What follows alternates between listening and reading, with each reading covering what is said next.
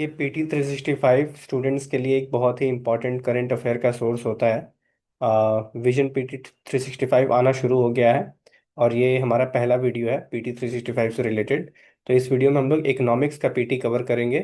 जितने भी मंथ्स का न्यूज़ इसमें मेंशन्ड है वो सारी चीज़ें कवर करेंगे। और एक अप्रोच क्या होना चाहिए पीटी को पढ़ने का, कैसे, जैसे मेरा जब भी मैंने यूपीएससी प्रीलिम्स दिया अनरिजर्व कैटेगरी में मैंने उसको क्लियर किया है।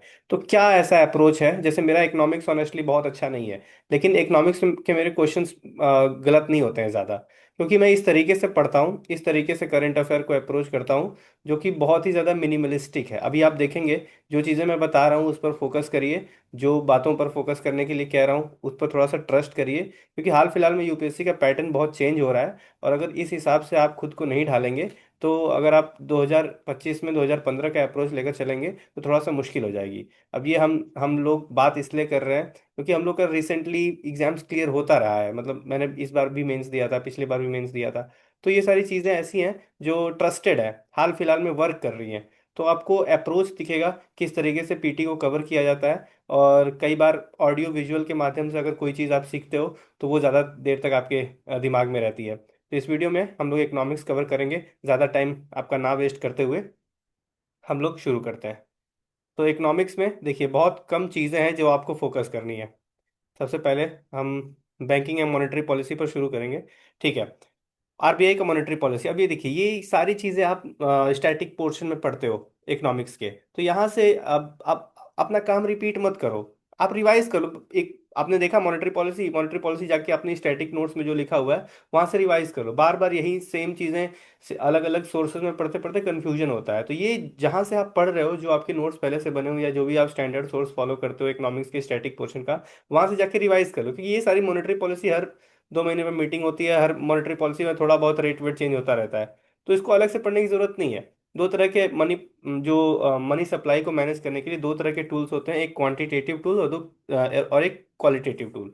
क्वांटिटेटिव टूल में मतलब रेपो रेट होता है। रेपो रेट में मतलब कॉमर्शियल बैंक जो है वो सेंट्रल बैंक से लोन लेते हैं, तो शॉर्ट टर्म लोन होता है, तो कोलेटरल बेस्ड लोन होता है, तो इंटरेस्ट देना पड़ता है कमर्शियल बैंक को।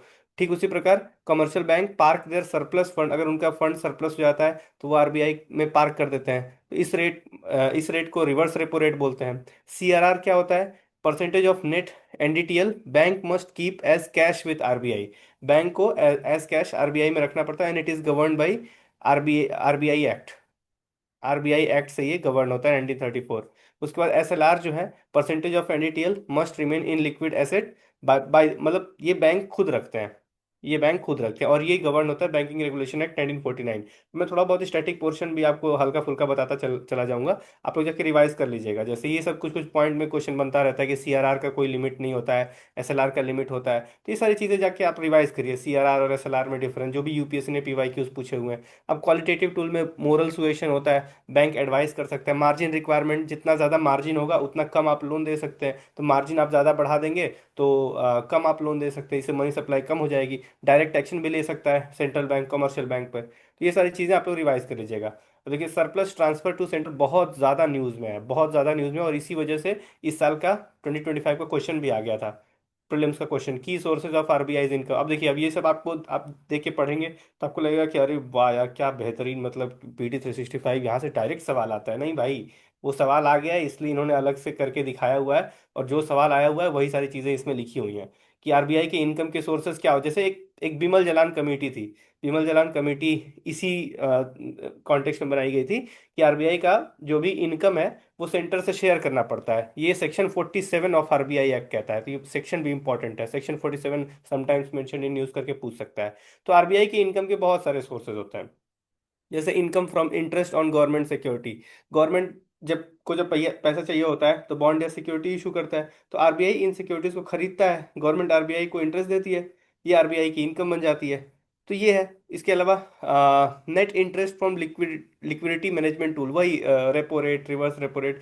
बैंक को जब शॉर्ट टर्म पैसा चाहिए होता है वो आरबीआई से लेते हैं रेपो के थ्रू, और जब एक्स्ट्रा पैसे होता है तो आरबीआई के पास पार्क कर देते हैं। इस पूरे सिस्टम को कहते हैं liquidity adjustment facility, LAF corridor इसको कहते हैं। आरबीआई बैंक को पैसा देता है तो इंटरेस्ट कमाता है, आरबीआई बैंक से पैसा लेता है तो इंटरेस्ट देता है, दोनों का डिफरेंस आरबीआई का प्रॉफिट हो जाएगा। तो ये सारी चीज़ें हैं। अब लोन आरबीआई लोन भी देता है गवर्नमेंट को, और डिफरेंट एंटिटीज, बैंक को भी एक्सेप्शनल सिचुएशन में lender of the last resort बन जाएगा। तो लोन देगा, तो लोन तो एक तरह का एसेट ही होता है ना, तो वहां से भी कुछ कुछ इंटरेस्ट मिलेगा। सिग्नियोरेज क्या होता है? सिग्नियोरेज, अब ये थोड़ा सा कंट्रोवर्शियल भी है कि अब जैसे देखिए, अब ये सिग्नियोरेज तो इन्होंने इनकम माना हुआ है। अब पता नहीं यूपीएससी का ऑफिशियल आंसर कि मैं यूपीएससी मानेगा कि नहीं। अभी अगर यूपीएससी मान लेगा तो अगले साल से आप देखेंगे कि वो सिग्नियोरेज इनकम में नहीं दिखाएंगे ये लोग। तो ऐसे ही चलता रहता है। आप ये मत सोचिए कि यहाँ आ गया तो मतलब विजन वाले कितने अच्छे हैं और कितना बढ़िया नोट्स बनाते हैं, यहाँ से डायरेक्ट सवाल आता है, सवाल आ जाता है तब इन लोग का नोट्स जो है वो एडिट होता है। टेंशन मत लीजिए। अब सिग्नियोरेज का क्या मतलब होता है? जैसे नोट छापने का खर्चा मान लीजिए, एक एक नोट है जिसकी वैल्यू है 100 रुपये। 100 रुपये इसकी वैल्यू है, और नोट छापने में 5 रुपये लग जाते हैं। नोट छापने में 5 रुपये लग जाते हैं। तो जो डिफरेंस होता है, डिफरेंस क्या है कितना हो जाएगा? 100 रुपये इसका वैल्यू है और 5 रुपये छापने में लगेगा, तो डिफरेंस हो जाएगा 95। तो वही डिफरेंस जो है आरबीआई का प्रॉफिट हो जाता है। इसी को कहते हैं सिग्नियोरेज। ठीक है, तो इतना बस आप याद रखिए। तो ये सारी चीजें आरबीआई का इनकम बन जाएंगी। यही पाँच, चार पांच चीज जो है इस साल के प्रीलिम्स के क्वेश्चन में पूछा हुआ था। इकोनॉमिक कैपिटल फ्रेमवर्क, वही सेक्शन 47 कि आरबीआई का जो सरप्लस इनकम होगा वो गवर्नमेंट से शेयर करना पड़ेगा। अब आरबीआई का इकोनॉमिक कैपिटल बहुत सारे उसके कंपोनेंट्स हो सकते हैं। तो कुछ कुछ कंपोनेंट्स तो ऐसे हैं जैसे रियलाइज्ड इक्विटी। रियलाइज्ड इक्विटी मतलब जो रियल इक्विटी, जो पैसे के फॉर्म में, कैश के फॉर्म में जो एग्जिस्ट करता है, उसको रियलाइज्ड एक्टिविटी इक्विटी बोलते हैं। जिसमें आरबीआई का कैपिटल है, रिजर्व फंड है, कंटिजेंसी फंड है, एसेट डेवलपमेंट फंड है, बस आपको नाम याद रखना है। कंटिजेंसी रिस्क बफर है। ठीक है। अ, अब एग्जैक्ट कंटिजेंसी रिस्क बफर क्या है ये नहीं भी पता होगा तो चलेगा, मैं तो मतलब ऐसे ही ऊपर ऊपर से पढ़ के जाता हूँ, और इकोनॉमिक्स का भी मुझे धोखा नहीं देता है। रीवैल्यूएशन बैलेंसेस, अब ये देखिए, ये कैश के फॉर्म में एग्जिस्ट नहीं कर रहा है, एकदम रियल के फॉर्म में एग्जिस्ट नहीं कर रहा है। ये जैसे आरबीआई के पास बहुत सारे गोल्ड होते हैं, बहुत सारे फॉरेन करेंसी होते हैं, उसका वैल्यू बढ़ेगा, तो वैल्यू बढ़ने से जो वैल्यू बढ़ने की वजह से जो इनकम होगा वो जो है रीवैल्यूएशन बैलेंस में बोला जाएगा। तो यही सारी चीजें हैं। टेन्योर क्या होता है? Committee recommended the framework to be reviewed every 5 years. तो ये इकोनॉमिक कैपिटल वाला जो फ्रेमवर्क है उसको 5 साल पर रिवाइज किया जाता है बस। और अब देखिए इंडियाज फॉरेक्स रिजर्व, देखिए हर हर महीने ये चेंज होता है यार। इतना वोलेटाइल इकोनॉमिक सिचुएशन चल रहा है पूरे वर्ल्ड में, तो ये बार बार चेंज होता रहता है। तो ये सब मत पढ़िए कि इतना बिलियन हो गया ये, अनलेस कि कोई ऐसी चीज है जो पहली बार हुआ। जैसे मान लीजिए किसी जमाने में फॉरेक्स जो है 1000 बिलियन क्रॉस कर गया, तब ये पता होना चाहिए कि हाँ ये पहली बार ये चीज हुई है, तो ये पता होना चाहिए। ऐसे नहीं कि मतलब हर बॉल बाय बॉल कमेंट्री आपको नहीं करनी है। अब देखिए आरबीआई गोल्ड रिजर्व क्यों बढ़ा रहा है, तो जाहिर सी बात है ये सब मेंस के पॉइंट्स हैं। ये डाइवर्सिफाई करना चाहता है अपना जो फॉरेक्स का जो पूल है, बहुत ज़्यादा डिपेंडेंस है डॉलर पर, रिस्क को मिटिगेट करना चाहता है, इन्फ्लेशन को हेज करना चाहता है, ये सब मेंस के पॉइंट है। तो ये उतना ध्यान मत दीजिए आप कि हाँ मतलब रिस्क, गोल्ड स्टोर करने से क्या क्या रिस्क है, तो उतना ध्यान मत दीजिए, सीधे आप यहाँ आइए। Components of foreign forex reserves, तो ये सब बहुत इंपॉर्टेंट। अब आप याद करेंगे, आपकी पीवाईक्यू भी है कि फॉरेक्स का पार्ट क्या क्या है। फॉरेक्स के पार्ट में फॉरेन करेंसी एसेट्स होते हैं। फॉरेन करेंसी एसेट में बहुत सारे डिफरेंट करेंसीज होती हैं, डॉलर, यूरो, पाउंड, सब होता है। इनफैक्ट सबसे ज़्यादा तो डॉलर ही है। उसके बाद गोल्ड रिजर्व्स भी होते हैं आरबीआई के, बहुत ज़्यादा हो गए हैं आजकल। तो holdings with IMF, holdings with IMF में स्पेशल ड्राइंग राइट्स। अब जैसे स्पेशल ड्राइंग राइट क्या होता है ना कि जैसे मान लीजिए एसडीआर आईएमएफ की तरफ से बनाया गया है, मतलब एक स्पेशल इंटरनेशनल एसेट इसको बोल सकते हैं। ये कोई करेंसी नहीं है जैसे कोई डॉलर, यूरो, लेकिन करेंसी की तरह काम करती है। आईएमएफ अपने मेंबर को एसडीआर देती है, तो इंडिया को भी मिल जाता है। तो इंडिया जब चाहे अपने एसडीआर को डॉलर, यूरो, येन में बदल सकता है, और फॉरेन पेमेंट के लिए यूज कर सकता है। इसलिए इसको आर्टिफिशियल करेंसी भी बोलते हैं। आपको प्रीलिम्स का क्वेश्चन भी याद आ रहा होगा, which of the following is an artificial currency. तो यही है, it is not a claim on IMF कि देना ही पड़ेगा, लेकिन इसको यूज किया जा सकता है। तो ये है आपका एसडीआर, बहुत ही इंपॉर्टेंट है, ये कई बार पूछा हुआ है। रिजर्व ट्रांसपोजिशन, और प्रीलिम्स 2020 का क्वेश्चन जाके देखिए, रिजर्व ट्रांस का आंसर क्या होगा, तो उसमें आईएमएफ आंसर था। तो जब इंडिया आईएमएफ का मेंबर बना तो सबको, हर कंट्री को एक स्पेसिफिक कोटा मिलता है।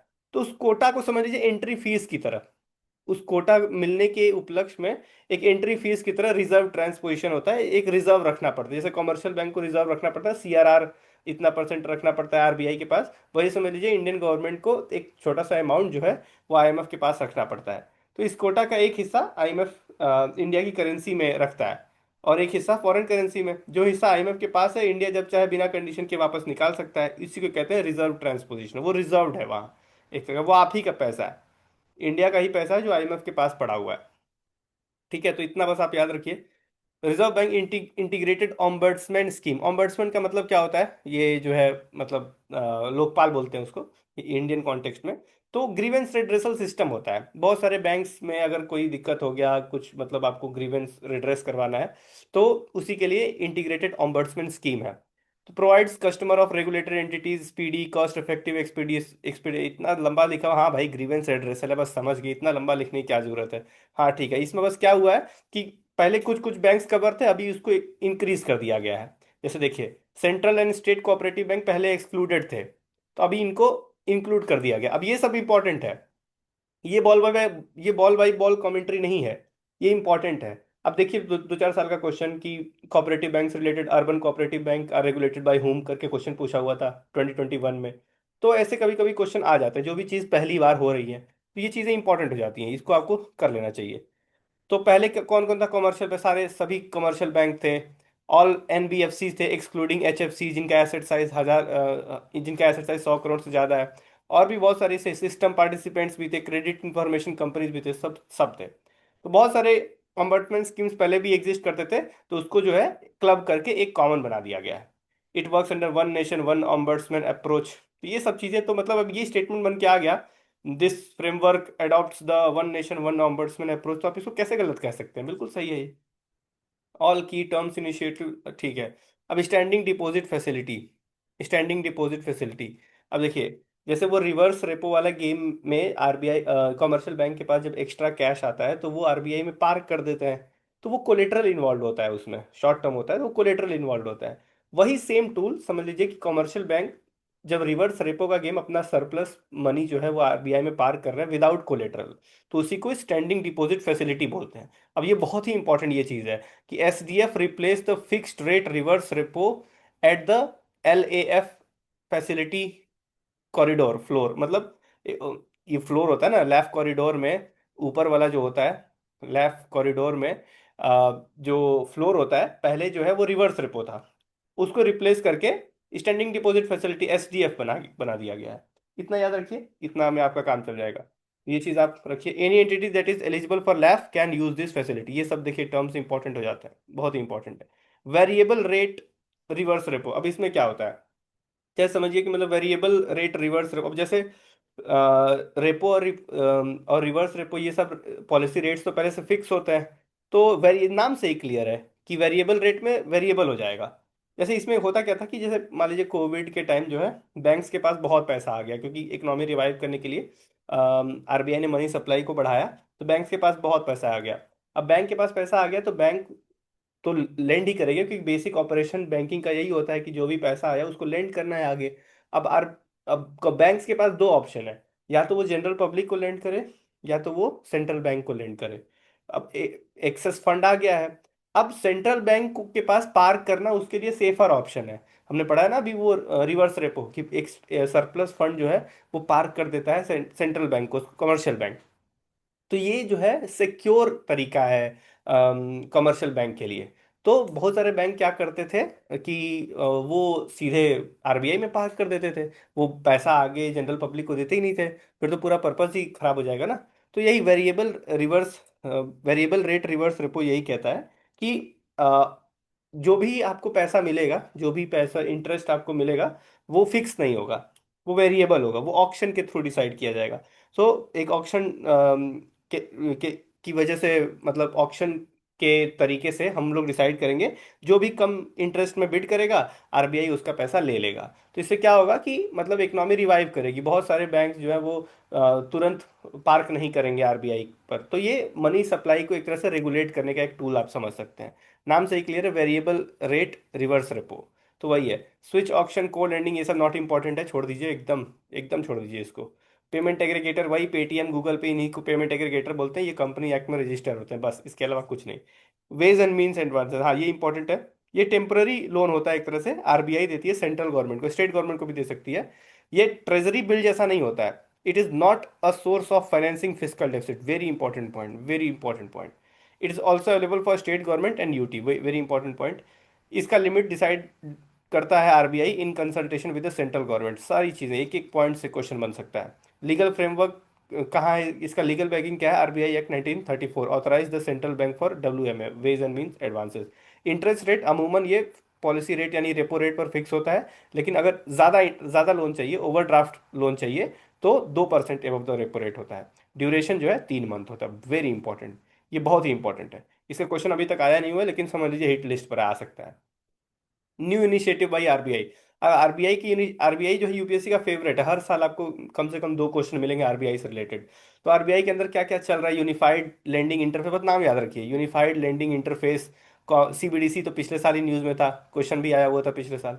तो सीबीडीसी चल रहा है, मतलब आरबीआई में। टोकेनाइजेशन, बस एक टोकेनाइजेशन वर्ड का मतलब समझ लीजिए, कोई भी रियल वर्ल्ड एसेट को जो हम लोग डिजिटली कन्वर्ट करते हैं, तो इस प्रोसेस को टोकेनाइजेशन कहते हैं। बस आप इतना याद रखिए, बाकी ये सब छोड़ दीजिए, कोई दिक्कत नहीं है।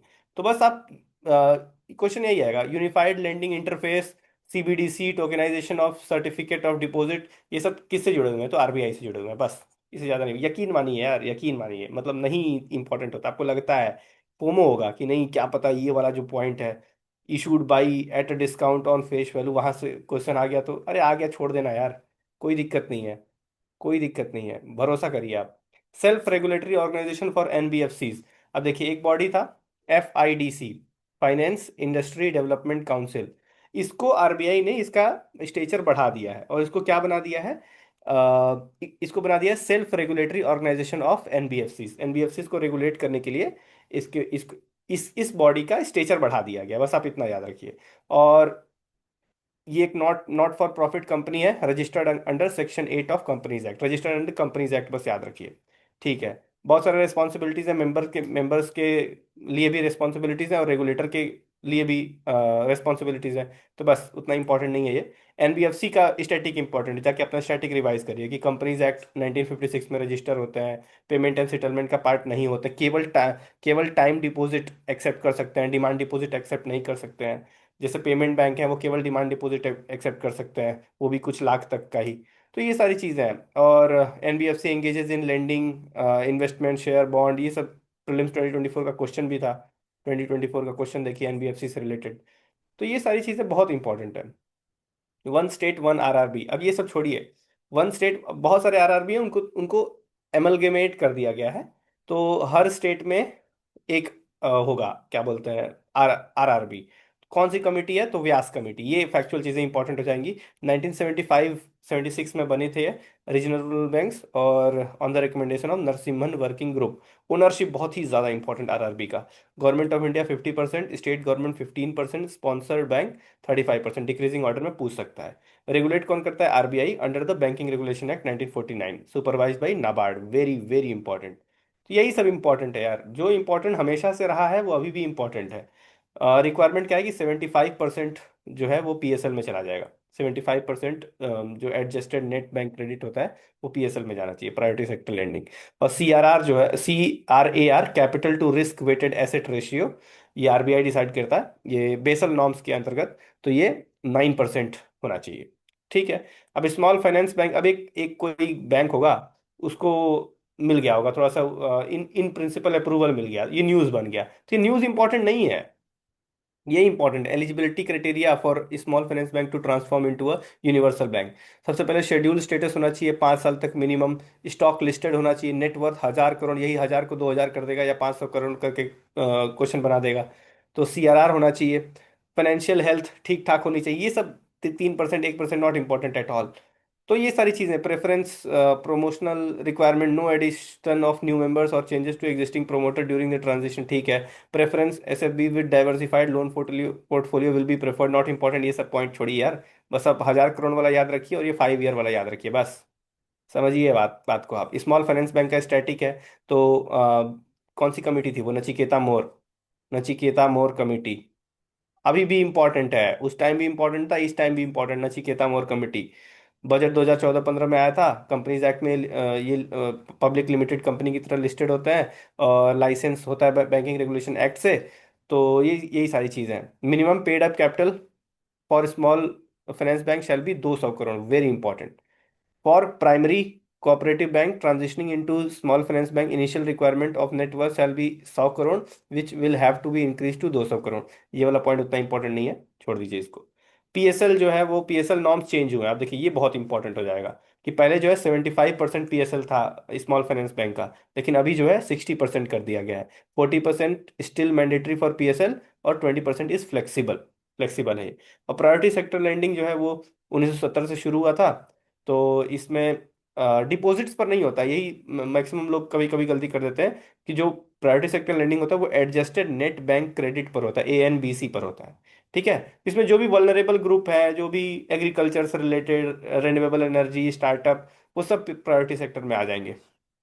कौन कौन किस पर प्रायोरिटी सेक्टर लेंडिंग एप्लीकेबल होता है? तो commercial bank, regional rural bank, small finance bank, local area bank, primary cooperative bank, urban cooperative bank, सब पर लगेगा यार, सब पर लगेगा। ठीक है। तो other than salary earners bank, ये पता नहीं क्या है, बस आप एक्सेप्शन की तरह इसको याद रख सकते हैं, मुझे नहीं पता ये क्या है। तो मैं बस इसको याद कर लूंगा कि other than salaries earners bank होता होगा कुछ। अब सरफेसी एक्ट है, सरफेसी एक्ट में तो आपको पता ही है कि बैंक जो है, बैंक का बेसिक फंक्शन होता है लोन देना। अब वो लोन रिकवर नहीं हो पा रहा है, 30 दिन हो गया, 60 दिन हो गया, 90 दिन हो गया, फिर वो जो है एनपीए डिक्लेयर हो जाता है। तो एनपीए डिक्लेयर हो जाने के बाद उसको रिकवर कैसे करना है, इसी वजह से सरफेसी एक्ट आया था। सरफेसी एक्ट थोड़ा आउटडेटेड हो गया तो इंसॉल्वेंसी एंड बैंक्रप्सी कोड आ गया। तो इसी को बोलते हैं सरफेसी एक्ट। अब सुप्रीम कोर्ट ने हाईलाइट कर दिया कि भाई कुछ एनोमली चल रही है। तो अब ये सब आपको लगता है इंपॉर्टेंट है? सेक्शन 13(8), रूल 8(9), इसमें सेक्शन 13(8) में बोला गया कि borrower loses his statutory right to pay back the debt in full once the auction notice is published. मतलब एक रूल कहता है कि जब ऑक्शन नोटिस पब्लिश हो गई तो बॉर्गर जो है वो वापस पैसा देकर सेटल नहीं कर सकता है। और एक रूल कहता है कि नहीं, उसके बाद भी कर सकता है। तो ये थोड़ा सा एनोमेली है, तो ये इंपॉर्टेंट नहीं है। आपको सरफेसी पता होना चाहिए कि सरफेसी किस लिए है। तो recover the financial institution bank and NPA recover करने के लिए, यही है मतलब, और क्या है। एनपीए का नोटिस दिया जाता है विथ मैंडेटरी 60, ये सब दिखे इंपॉर्टेंट है, with mandatory 60 day deemed notice to borrowers before the auction, before the action to recover the asset. 60 दिन का नोटिस देना चाहिए। और बहुत सारे मेथड्स होते हैं रिकवरी के। तो सिक्योरिटाइजेशन, सिक्योरिटाइजेशन में क्या होता है कि जो बैड लोन है, बैड लोन उसको सिक्योरिटी में कन्वर्ट कर दो और इन्वेस्टर्स को ही बेच दो। तो बैंक को पैसे मिल जाएंगे, बैलेंस शीट उनका क्लियर हो जाएगा, और रिस्क इन इन्वेस्टर्स में जो है वो डिस्ट्रीब्यूट हो जाएगा, किसी एक पर नहीं आएगा। तो बैलेंस, तो विन विन सिचुएशन है सभी के लिए। तो ये होता है सिक्योरिटाइजेशन। उसके बाद वो वाला फ्रेमवर्क आपने पढ़ा होगा कि बैड बैंक बना देना, asset reconstruction company. Asset reconstruction company में मतलब वही जो बैड लोन है वो एसेट रिकंस्ट्रक्शन कंपनी खरीद लेती है। तो वहां से बैलेंस शीट क्लियर हो गया बैंक का। तो बैंक का वो टेंशन नहीं है। अब एसेट रिकंस्ट्रक्शन कंपनी फिर बाद में आती है, वो एसेट मैनेजमेंट कंपनी, वो अपना देख लेंगे किसी से कैसे रिकवर करना है, क्या करना है, वो देख लेंगे। तो यही होता है एआरसी और एएमसी। तो एसेट रिकंस्ट्रक्शन होता है ये। ठीक है। तो एक सेंट्रल डेटाबेस बन गया। अब ये सब नॉट इंपॉर्टेंट यार, हालांकि बोरोवर के पास भी एक राइट होता है, एक डेट रिकवरी ट्राइब्यूनल होता है। देखिए बहुत इंपॉर्टेंट है ये सब। पूछ देगा कि क्या बोरोवर के पास कोई ट्रिब्यूनल का कुछ ऐसा है, मतलब उनके पास कोई ऑप्शन, तो हाँ, डेट रिकवरी ट्रिब्यूनल होते हैं। ठीक है। And DRT are establish under recovery of debt and bankruptcy act 1993, very important. हो सकता है उसको आप कंफ्यूज करके बोले कि they are establish under SARFAESI act, तो ये गलत हो जाएगा। स्विफ्ट मैसेजिंग नेटवर्क, अब यार मतलब क्रॉस बॉर्डर फाइनेंशियल ट्रांजैक्शन के लिए एक स्विफ्ट होता है। वैसे भी अब इंडियन गवर्नमेंट इसे शिफ्ट करके ब्रिक्स पेपर आ रही है, तो वो उतना भी ज्यादा मतलब मुझे नहीं लगता है कि क्वेश्चन आ जाएगा इससे, तो इसको छोड़िए अभी फिलहाल। आईपीपीबी क्या है? 100% गवर्नमेंट ओन्ड बैंक है, बस मिनिस्ट्री ऑफ कम्युनिकेशन, बस इसके अलावा कुछ नहीं, ये सब हटाइए। पीसीए फ्रेमवर्क, अब फाइनेंशियल हेल्थ जो है किसी भी बैंक का अगर डिटोरियोरेट करता है तो आरबीआई एक्शन ले सकती है पीसीए एक्शन के फॉर्म में। तो RBI introduce PCA framework for scheduled commercial bank in 2002 and UCB in 2024। तो ये बहुत इंपॉर्टेंट है, यूसीबी पर एक्सटेंड हुआ था 2024 में। PCB framework for UCB replace the existing supervisory action framework. अच्छा, पहले जो है यूसीबी पर एसएएफ लगता था, सुपरवाइजरी एक्शन फ्रेमवर्क। फिर बाद में पीसीए को यूसीबी यानी अर्बन कोऑपरेटिव बैंक पर भी एक्सटेंड कर दिया गया। तो यही सारी चीजें हैं इसमें। इसमें थोड़ा सा capital adequacy ratio, asset quality and profitability are the 3 areas of monitoring. तो बहुत इंपॉर्टेंट है ये तीनों, ये क्या क्या है, ये बहुत इंपॉर्टेंट है। सीएआर है, capital adequacy ratio, asset quality है, और प्रॉफिटेबिलिटी है। तो बस आपका एक यूनिट कंप्लीट हो गया, इतना ही करके जाना है। तो अगला यूनिट है फाइनेंस एंड टैक्सेशन। अब इसमें सबसे पहला टॉपिक है एफआरबीएम। अब देखिए, एफआरबीएम आज से इम्पोर्टेंट नहीं है, एफआरबीएम हमेशा से इम्पोर्टेंट है। तो रिसेंटली सीएजी ने कुछ कुछ कमेंट कर दिया या कुछ भी हाईलाइट कर दिया, तो ये बहुत ज़्यादा ये न्यूज़ इंपॉर्टेंट नहीं है। एफआरबीएम का बेसिक इंपॉर्टेंट है।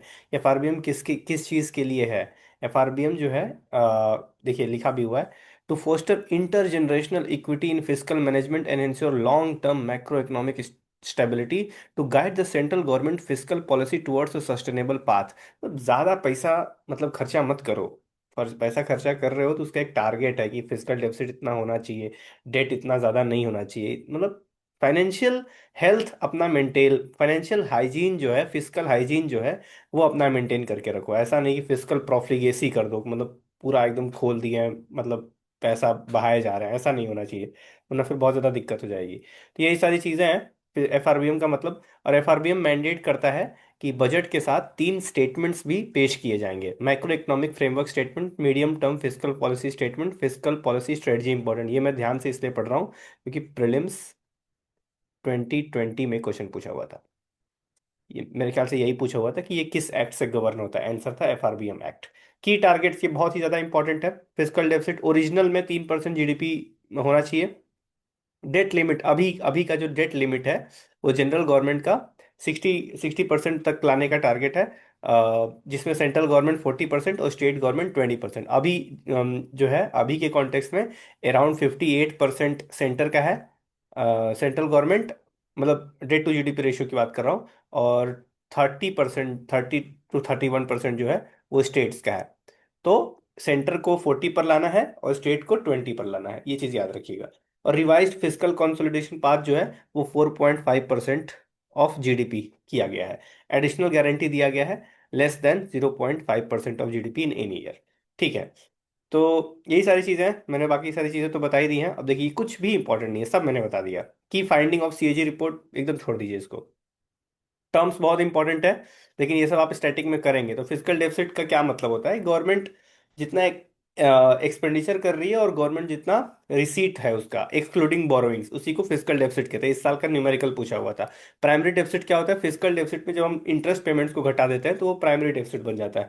रेवेन्यू डेफिसिट क्या होता है? Revenue expenditure minus revenue receipt, बस यही होता है revenue deficit. Effective revenue deficit क्या होता है कि मतलब रेवेन्यू डेफिसिट में जब आप उन रेवेन्यू एक्सपेंडिचर्स को घटा देते हैं जिसकी वजह से किसी कैपिटल का निर्माण हुआ, किसी कैपिटल का निर्माण हुआ, तो वो जो है इफेक्टिव रेवेन्यू डेफिसिट बन जाएगा। फिजिकल स्लिपेज मतलब ज्यादा पैसा खर्चा करना, इसको फिजिकल स्लिपेज, फिजिकल प्रोफ्लिगेसी ये सब बोलते हैं।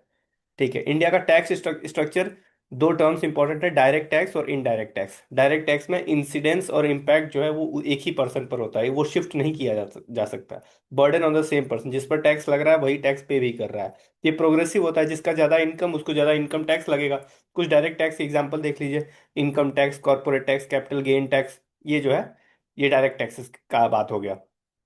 इनडायरेक्ट टैक्स में burden shifted to consumer, liability seller पर है but the burden is shifted to the buyer. जो खरीद रहा है वो उसमें इंक्लूड करके वो दे रहा है। जैसे हम लोग जब मान लीजिए आप मैगी खरीद रहे हैं, तो मैगी में पहले से आप मैगी का जो जीएसटी है, या आप दूध खरीद रहे हैं तो दूध का जीएसटी जो पैकेट पर है वो पहले से है, तो मतलब आप सीधे उसको पे कर रहे हैं। तो ये रिग्रेसिव होता है, same rate for everyone regardless of income होता है। इसके कुछ examples: GST, custom duty, excise duty. तो बस इसके अलावा कुछ इंपॉर्टेंट नहीं है। तो डायरेक्ट टैक्स, इनडायरेक्ट टैक्स हो गया। इनकम टैक्स 2025, ये सब देखिए बहुत इंपॉर्टेंट है। तो इसमें क्या क्या कुछ कुछ हाइलाइट्स अगर बात की जाए, तो सबसे पहले तो ये रिप्लेस करता है इनकम टैक्स एक्ट 1961 को रिप्लेस करता है। और इसमें कुछ कुछ एडिशनल प्रोविजंस हैं, जैसे मिनिमम अल्टरनेट टैक्स और अल्टरनेट मिनिमम टैक्स। जो जीरो टैक्स कंपनीज हैं, जीरो टैक्स जो कंपनीज है, उनको टैक्स के ब्रैकेट में ला दिया गया है। In spite of having earned substantial book profit and having paid handsome dividend, they do not पे एनी टैक्स, उनको टैक्स के एम्बिट में ला दिया गया है। और एएमटी भी कुछ कुछ ऐसा ही है, which is applicable to non corporate tax payers, बस। और इसके अलावा अनडिस्क्लोज्ड इनकम में वर्चुअल डिजिटल एसेट को इंक्लूड किया गया है, बहुत ही ज्यादा इंपॉर्टेंट ये है। और वर्चुअल, अब जैसे जो इनकम टैक्स अथॉरिटीज हैं वो अगर जब छानबीन करेंगी या तलाशी लेंगी, तो पहले ही वर्चुअल डिजिटल स्पेस एस का एक्सेस नहीं था उनके पास, तो अभी वो उसको भी सर्च कर सकते हैं। तो जिसमें ईमेल ईमेल सर्वर भी सर्च कर सकते हैं, सोशल मीडिया अकाउंट भी सर्च कर सकते हैं। तो बस। इसके अलावा एक डिस्प्यूट रिजोल्यूशन पैनल भी है। कुछ एलिजिबल एसएससीज के लिए एक डिस्प्यूट रेजोल्यूशन पैनल भी है। तो बस हो गया आपका, उसके अलावा कुछ भी इंपॉर्टेंट नहीं।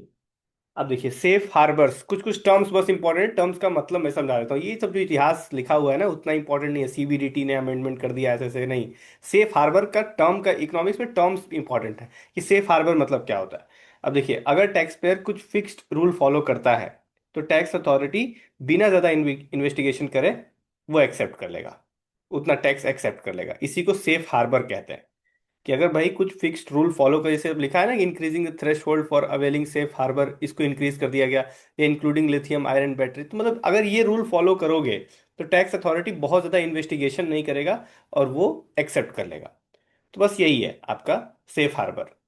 एडवांस प्राइसिंग एग्रीमेंट क्या होता है? एडवांस प्राइसिंग एग्रीमेंट में क्या होता है, जब एक कंपनी फॉरेन ब्रांच अपना, मान लीजिए एक कंपनी है, उसका एक फॉरेन ब्रांच है, या फिर कोई सिस्टर कंपनी है उसकी फॉरेन में, तो जब जब उसके साथ डीलिंग करता है तो उसको बोलते हैं ट्रांसफर प्राइसिंग, उसको ट्रांसफर प्राइसिंग बोलता है।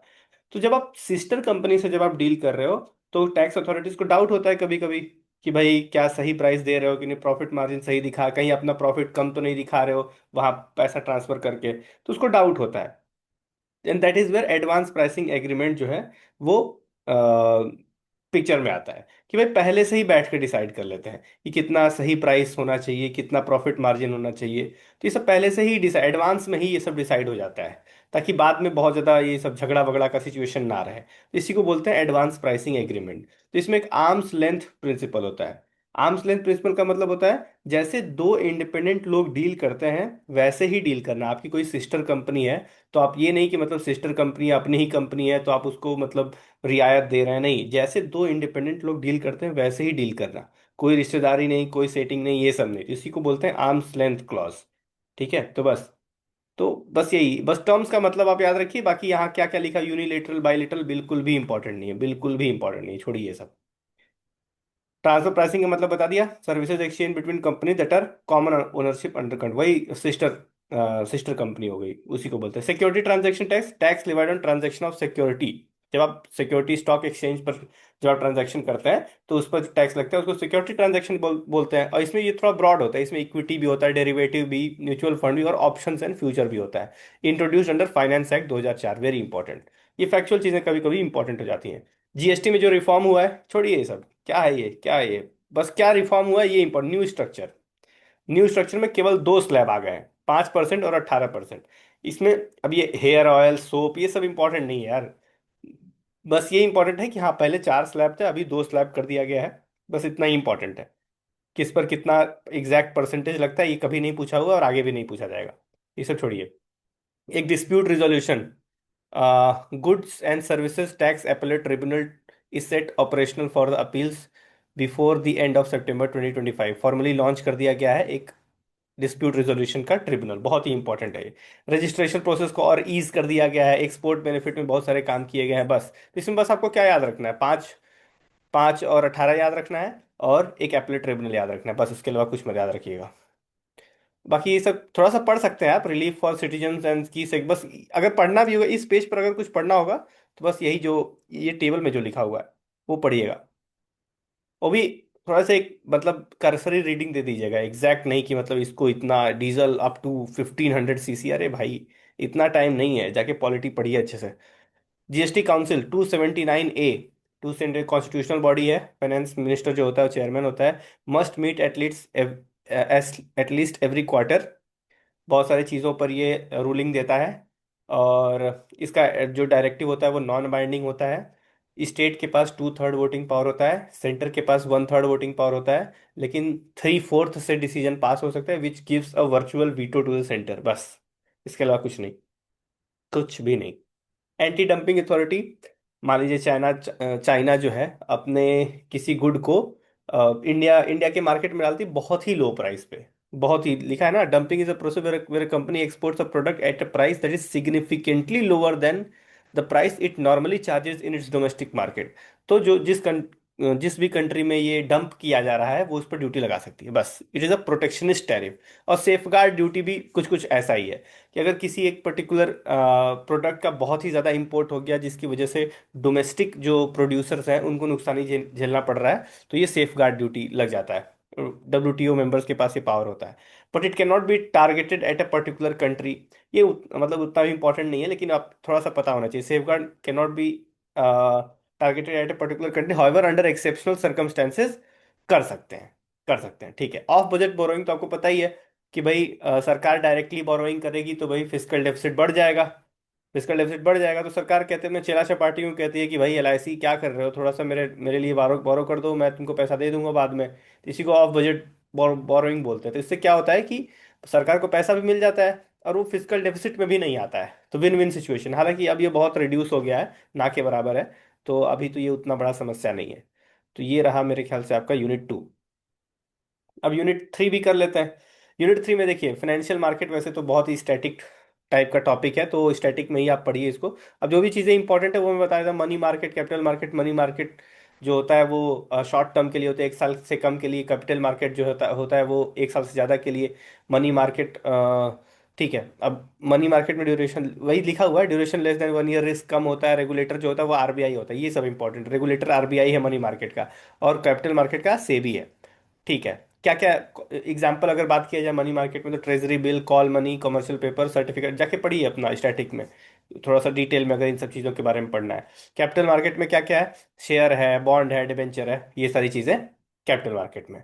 ठीक है। सेबी क्यों न्यूज़ में है भाई? सेबी पहली बात तो एक रेगुलेटरी बॉडी है, 1988 में बना था। लेकिन सेबी एक्ट 1992 से इसको स्टेट्यूटरी रिकॉग्निशन मिला। ठीक है। बाकी जितना भी म्यूचुअल फंड और मतलब क्या बोलते हैं, IPO और शेयर्स, बॉन्ड, ये सब से रिलेटेड जो भी क्वेश्चन आएगा, आंसर से भी होगा, याद रखिएगा। ठीक है। तो इसमें क्या है? Power, enforcement and investigation power, including power to that of civil court. ठीक है। ठीक है। बहुत सारे बोर्ड ऑफ डायरेक्टर है। ठीक है, ये सब उतना इंपॉर्टेंट नहीं है। Decision at SEBI board meeting, ये सब यार मतलब हर हर मीटिंग में कुछ ना कुछ डिसीजन होगा, अब यही सब पढ़ते चलेंगे क्या? इतना टाइम थोड़ी है अपने पास यार। हटाइए। जो मैं बता रहा हूँ उतना फोकस करिए, थोड़ा भरोसा करिए। अल्टरनेट इन्वेस्टमेंट फंड, अब इस साल ये पूछा हुआ था। इस साल ये पूछा हुआ था, और ये इंपॉर्टेंट भी है अल्टरनेट, और बहुत कठिन भी क्वेश्चन नहीं था यार। जो सोफिस्टिकेटेड इन्वेस्ट, जो नॉर्मल इन्वेस्टर, हम और आप जैसे रिटेल इन्वेस्टर होते हैं, उसके अलावा भी एक इन्वेस्टर होते हैं जो सोफिस्टिकेटेड होते हैं, उनको बोलते हैं अल्टरनेट इन्वेस्टमेंट फंड। तो बस they are regulated by SEBI. Regulated by SEBI, और RBI ने बोल दिया है कि स्वामी फंड कुछ होता है, स्वामी फंड, ये एग्जेम्प्ट होगा। RBI has exempted the Swami Fund, government backed fund, from its tightened rules of AIF।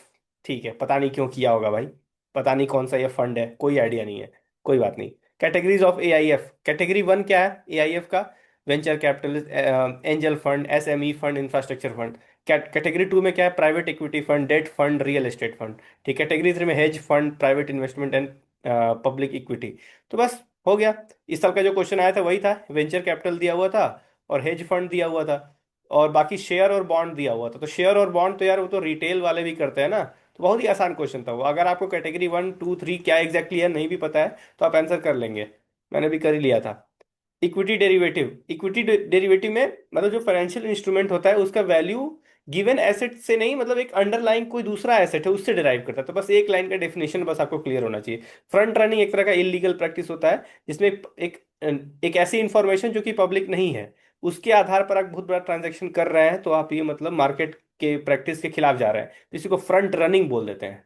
तो बस गिफ्ट सिटी, गिफ्ट सिटी क्या होता है? बस ये सब छोड़िए। Gift city Gujarat international financial tech city has been established as India's first and only IFSC international financial service centre. एक सेकेंड।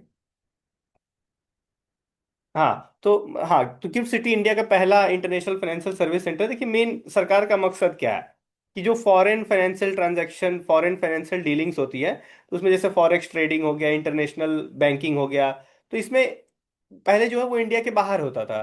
तो सरकार ये चाहती है कि वो इंडिया के अंदर हो, ये सारी चीजें मतलब बाहर ही क्यों हो, इंडिया के भी अंदर हो। तो यहाँ बहुत रूल्स रिलैक्स कर दिए, देख सकते हैं आप। IFSC is a jurisdiction that provide onshore and offshore financial services to resident and non-resident in a foreign currency. It was established as a special economic zone in 2015, designated as a non-resident zone under the Foreign Exchange Management Act। मतलब ये जो IFS, जो special economic zone होते हैं यहाँ, जो rules होते हैं वो बहुत ही ज़्यादा रिलैक्स्ड होते हैं, ताकि बहुत ज़्यादा दिक्कत ना हो फाइनेंशियल ट्रांजैक्शन में। तो regulatory body IFSCA, international financial services centre authority regulates the products, ये सब ठीक है। एस्टेब्लिश इन 2020, ठीक है, ये थोड़ा सा इंपॉर्टेंट लग रहा है मुझे। GFSC ranked 46 in global financial centre index, ठीक है, मतलब उतना ही इंपॉर्टेंट नहीं है, छोड़िए। बॉन्ड यील्ड अब ये सब स्टैटिक है यार। बॉन्ड यील्ड तीन, एक रिलेशन बस आप समझिए कि अगर मार्क इंटरेस्ट रेट बढ़ेगा, इंटरेस्ट रेट अगर बढ़ेगा तो बॉन्ड प्राइस बॉन्ड प्राइस घटेगा, और बॉन्ड प्राइस जब घटता है तो बॉन्ड यील्ड जो है, बॉन्ड यील्ड बढ़ता है। बस ये आप इक्वेशन याद रखिएगा, आपका सब सवाल हो जाएगा। तो मतलब जैसे मान लीजिए सरकार ने इशू किया 1,000 रुपए का बॉन्ड, और आपको 80 रुपए एज ए कूपन मिलते हैं, तो आपको, सरकार ने इशू किया 1,000 रुपए का बॉन्ड और आपको 80 रुपए कूपन मिलते हैं, यानी आपका कूपन रेट कितना है, 8% है। अभी अचानक क्या हुआ कि आरबीआई ने इंटरेस्ट रेट बढ़ा दिया। अब इंटरेस्ट रेट बढ़ा दिया तो लोगों को इंटरेस्ट उस पर ही ज्यादा मिलने लगेगा। तो ये वाला बॉन्ड तो यार फिर ये 8% ही दे रहा है ना, और आरबीआई, मान लीजिए आरबीआई ने 10% कर दिया इंटरेस्ट रेट, तो फिर ये तो रिडंडेंट हो जाएगा, लोग इसको बेचने लगेंगे। ये जो पुराना वाला बॉन्ड है, जब कोई चीज बेचने लगेंगे तो उसकी सप्लाई बढ़ जाएगी, सप्लाई बढ़ जाएगी तो उसका प्राइस कम हो जाएगा। प्राइस कम, प्राइस जब कम हो जाएगा तो वही जो 1,000 रुपए का था वो 900 का मिलने लगेगा, 800 का मिलने लगेगा। तो मान लीजिए 800 का मिलने लगा, वो प्राइस कम हो गया क्योंकि लोग सब बेच रहा है ना। जब कोई चीज बेचते हैं तो गलत हो जाएगा, सप्लाई गलत हो जाएगा उस पर्टिकुलर बॉन्ड का, तो वो सस्ता मिलने लगेगा, 800 का मिलेगा। लेकिन इंटरेस्ट अभी भी, कूपन जो है वो अभी भी 80 रुपये ही मिलेगा। तो ये पहले 1,000 पर 80 मिलता था तो 8% था, तो 800 पर 80 मिलेगा तो 10% हो गया ये। तो वही इसीलिए बोलते हैं कि जब इंटरेस्ट रेट बढ़ेगा तो लोग अपना बॉन्ड बेच देंगे सब पुराना वाला, और सप्लाई बढ़ जाएगा तो प्राइस घट जाएगी, बॉन्ड प्राइस घट जाएगी तो बॉन्ड यील्ड जो है बढ़ जाएगी। पहले 8% था, अभी 10% हो गया। तो वही चीज लिखा हुआ है इतना, ये सब सीसॉ बना के दिखाया हुआ वही चीज है, बस आप ये याद रखिए। इंटरेस्ट रेट बढ़ेगा, बॉन्ड प्राइस घटेगा, बॉन्ड यील्ड बढ़ेगा, बस एक लाइन में आपका पूरा खत्म हो जाएगा। ट्रांजिशन बॉन्ड क्या होता है? ट्रांजिशन बॉन्ड उन, बस एक लाइन में आप जो मैं बोल रहा हूँ उस पर ध्यान दीजिए, ये सब इतना कहानी लिखा हुआ छोड़िए। ये उन कंपनीज द्वारा इशू किया जाता है जो अभी मान लीजिए थोड़ा सा पोल्यूशन कर रही हैं, थोड़ा पोल्यूशन में कंट्रीब्यूट कर रही हैं, लेकिन वो ट्रांजिशन होना चाह रही हैं, वो ट्रांजिशन होना चाह रही हैं towards decarbonisation, towards green economy. तो वो ट्रांजिशन बॉन्ड इशू करती है, बस कि भाई हम ट्रांजिशन कर रहे हैं यार, हमको थोड़ा सा पैसा दो। क्योंकि मेन तो ये सब बॉन्ड बॉन्ड क्या है, ये सब क्रेडिट इंस्ट्रूमेंट है कि बॉन्ड इशू आप करते हैं और उसके बदले में आपको पैसा मिलता है और आपको जो है कूपन देना पड़ता है। तो ये ट्रांजेक्शन बॉन्ड। अब AT1 बॉन्ड क्या होता है? एडिशनल टीयर बॉन्ड, ये बहुत ही हाई रिस्क बॉन्ड होता है, इसको परपेचुअल बॉन्ड भी बोलते हैं। लिखा हुआ 81 bond are issued by the bank without any maturity, कोई मेच्योरिटी डेट नहीं होता इसका। But they have the call option. Call option का मतलब क्या होता है कि बायर के पास एक राइट होता है कि बायर जो होता है वो उसको स्टॉक में बदल ले, बॉन्ड में बदल ले, या किसी एसेट के साथ एक्सचेंज कर ले with in a specified period. तो ये जो है बायर के पास ये रहता है, लेकिन ये बहुत ही हाई रिस्क बॉन्ड होता है। Bank issue 81 bond to meet their capital adequacy requirement, ठीक है। तो ये 81 बॉन्ड हो गया। पेमेंट रेगुलेटरी बोर्ड, अब आप जानते हैं कि as per reserve bank of India जो है वो पेमेंट एंड सेटलमेंट एक्ट के अंतर्गत जो है वो बॉडीज और स्ट्रक्चर सब बना सकता है। तो reserve bank of India constituted payment regulatory board, बहुत देखिए कोई भी ऐसा बोर्ड वोर्ड बने ना तो बहुत ही ज्यादा इंपॉर्टेंट हो जाती है, बहुत ही ज्यादा इंपॉर्टेंट न्यूज है। तो ये बन गया पेमेंट रेगुलेटरी बोर्ड। तो इसके इसका देख लेते हैं composition and structure as per section 3 of the, ये सब सेक्शन वेक्शन इंपॉर्टेंट नहीं है। Payment and settlement act board से कौन कौन है इसमें? गवर्नर ऑफ आरबीआई, बहुत ही इंपॉर्टेंट है, आरबीआई और गवर्नर किसी चीज का चेयरमैन है तो ये बहुत ही ज्यादा इंपॉर्टेंट हो गया। डिप्टी गवर्नर भी रहेगा और एक और ऑफिसर रहेंगे। 3 सेंट्रल गवर्नमेंट नॉमिनेटेड पर्सन, ये सब बहुत इंपॉर्टेंट है। 3 central government nominated person, expert in ये वो, ठीक है। टेन्योर 4 साल रहेगा, not eligible for renomination, resignation allowed with 6 month का नोटिस, ठीक है। Disqualification age of 70, insolvency, criminal conviction, एक ये सब उतना इंपॉर्टेंट नहीं है। Criminal conviction greater than 180 days, ये सब छोड़िए। बस आप ये कि जहाँ 3 सरकार के नॉमिनीज भी होते हैं। Principal legal adviser of RBI भी एक परमानेंट इनवाइटी होता है, ठीक है। तो meeting at least twice a year होने चाहिए, कोरम 3 होना चाहिए including chairperson and nominated member, decision making is based on majority. तो बहुत ही इंपॉर्टेंट है यार, इसको इसको थोड़ा सा अच्छे से कर लीजिएगा। तो बहुत इंपॉर्टेंट है। यूपीआई आपको पता है 2016 में आया था, एनपीसीआई ने जो है इसको लॉन्च किया था 2016 में। 2 फैक्टर ऑथेंटिकेशन इसमें होता है। और क्या लिखा है? Empowers user to add multiple bank account into a single mobile application. एक मोबाइल एप्लीकेशन में मल्टीपल बैंक अकाउंट जो होता है वो ऐड हो सकता है। आपको पता ही है यूपीआई तो हम लोग यूज करते ही रहते हैं। टू फैक्टर ऑथेंटिकेशन होता है, एनपीसीआई। हाँ, और ये आईएमपीएस इंफ्रास्ट्रक्चर पर काम करता है, इमीडिएट पेमेंट सर्विस। जैसे ही आपने पेमेंट किया वो तुरंत वहाँ रिसीव हो गया। तो बाकी ये अपना ये एनपीसीआई अपना ये ट्रांजैक्शन लिमिट वगैरह अपना बढ़ाती ही रहती है जनरली। तो ये कोई बहुत ज़्यादा इंपॉर्टेंट बात नहीं है। एनपीसीआई के बारे में थोड़ा सा देख लीजिए। एनपीसीआई जो होता है वो होली ओन्ड सब्सिडरी, नहीं नहीं, मतलब एनपीसीआई कौन बनाता है यार, हाँ ये मैं कह रहा हूँ। NPCI is an initiative of RBI and Indian bank association under the provision of payment and settlement act. Very important, very important कि एनपीसीआई जो है वो किस तरह की कंपनी है और वो किसने इसको बनाया। तो और बाकी एनपीसीआई कौन कौन सी चीज़ें रेगुलेट करती है, तो RuPay payment system, ATM. ATM में आपने वो भी सुना होगा, NFS, national financial switch. UPI को भी करती है NPCI regulate. FASTag, IMPS, NACH, Aadhaar payment bridge system, ये सब एनपीसीआई रेगुलेट करती है। तो बस इसके अलावा कुछ ज़्यादा नहीं। बॉम्बे स्टॉक एक्सचेंज क्या है यार, बॉम्बे इसमें क्या पढ़ना है, बस ये बहुत पुराना है। कब बना था ये? 150 ईयर्स हो रहे हैं इसके 2025 में। तो 1875 में बना होगा। बस और कुछ नहीं, कुछ भी मत पढ़िएगा इसके बारे में। सॉवरेन क्रेडिट रेटिंग एजेंसी, भाई किसी भी कोई भी कंट्री जो लोन लेता है उसकी एक क्रेडिट वर्थीनेस होती है ना। जैसे हम लोग भी लोन लेते हैं तो बैंक वाले भी हम हमें लोन देने से पहले बहुत कुछ सोचते हैं ना। तो बस वही है, एक कंट्री के पर्सपेक्टिव से सॉवरेन मतलब कंट्री समझ लीजिए। तो कंट्री लोन ले रहा है तो वो लोन टाइम पर दे रहा है कि नहीं, कितना कितने अच्छे तरीके से वो लोन को लौटा रहे, डेट को सर्विस कितने अच्छे से तरीके से कर रहा है, तो उसको रेटिंग दिया जाता है। ए रेटिंग हो जाएगा, बी रेटिंग हो जाएगा। तो ये सब देख सकते हैं आप, बी माइनस, ये सब है। तो बस यही है। अब इंडिया का रेटिंग अपग्रेड हुआ, ये सब छोड़िए कितना अपग्रेड हुआ क्या हुआ, ये सब एकदम इंपॉर्टेंट नहीं है। बस हाँ, ऐसा कुछ होता है, बस आप इतना समझिए।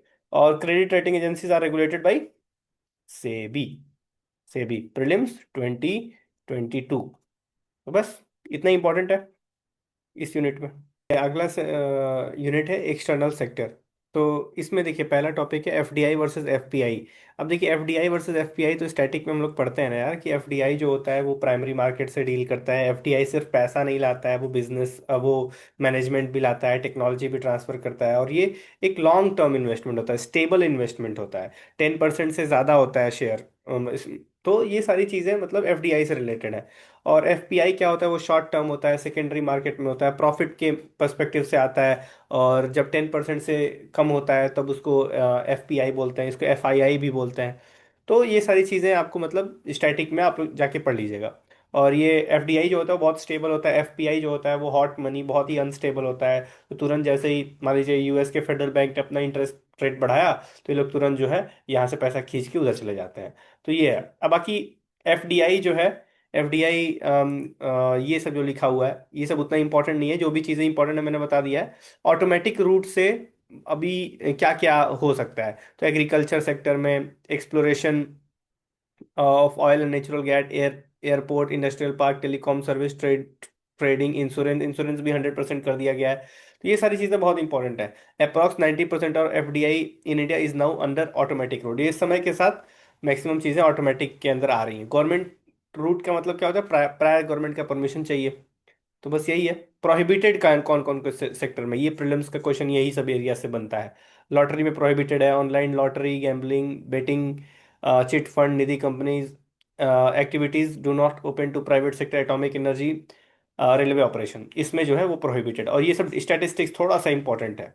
कम से कम एक आइडिया होना चाहिए कि एफडीआई इनफ्लो ईयर वाइज की अगर बात की जाए तो $80 बिलियन को पार कर चुका है, बस इतना याद रखिए। सेक्टर्स अगर बात की, सेक्टर्स भी बहुत इंपॉर्टेंट, डिक्रीजिंग ऑर्डर का पूछने का तरीका है यूपीएससी का, कई बार पूछा हुआ है। तो सर्विसेज में सबसे ज़्यादा है, फिर कंप्यूटर हार्डवेयर एंड सॉफ्टवेयर, उसके बाद ट्रेडिंग। और कौन कहाँ से आता है सबसे ज़्यादा एफडीआई, तो Singapore, then Mauritius, then USA. और एफपीआई के बारे में तो अभी बात हुई, अनस्टेबल होते हैं और ये हॉट मनी होता है। इंटरनेशनलाइजेशन ऑफ रूपी, इंटरनेशनलाइजेशन ऑफ यूपी, आपको पता है कि मतलब इंडिया अपना डॉलर पर जो डिपेंडेंस है वो कम करना चाहती है। वो चाहती है कि ट्रेड जो है वो रूपी में हो। तो इससे क्या होता है कि जब डॉलर पर डिपेंडेंस बहुत ज़्यादा रहती है तब का फॉरेक्स पर बहुत ज़्यादा प्रेशर बढ़ता है। रूपी जो होता है वो बहुत वोलेटाइल हो जाता है। इम्पोर्टेड इन्फ्लेशन का सिचुएशन आने लगता है। तो अभी इंटरनेशनलाइजेशन ऑफ रूपी बहुत ही ज़्यादा चलन में है। तो वॉस्त्रो और नॉस्त्रो अकाउंट का एक कॉन्सेप्ट होता है। एक लाइन में बस समझ लीजिए वॉस्त्रो नॉस्त्रो अकाउंट क्या है। नॉस्त्रो अकाउंट क्या है कि our account in your bank. अगर इंडिया का एसबीआई जो है वो रशिया की किसी बैंक में अपना अकाउंट खोलता है तो उसको नोस्त्रो अकाउंट बोलेंगे।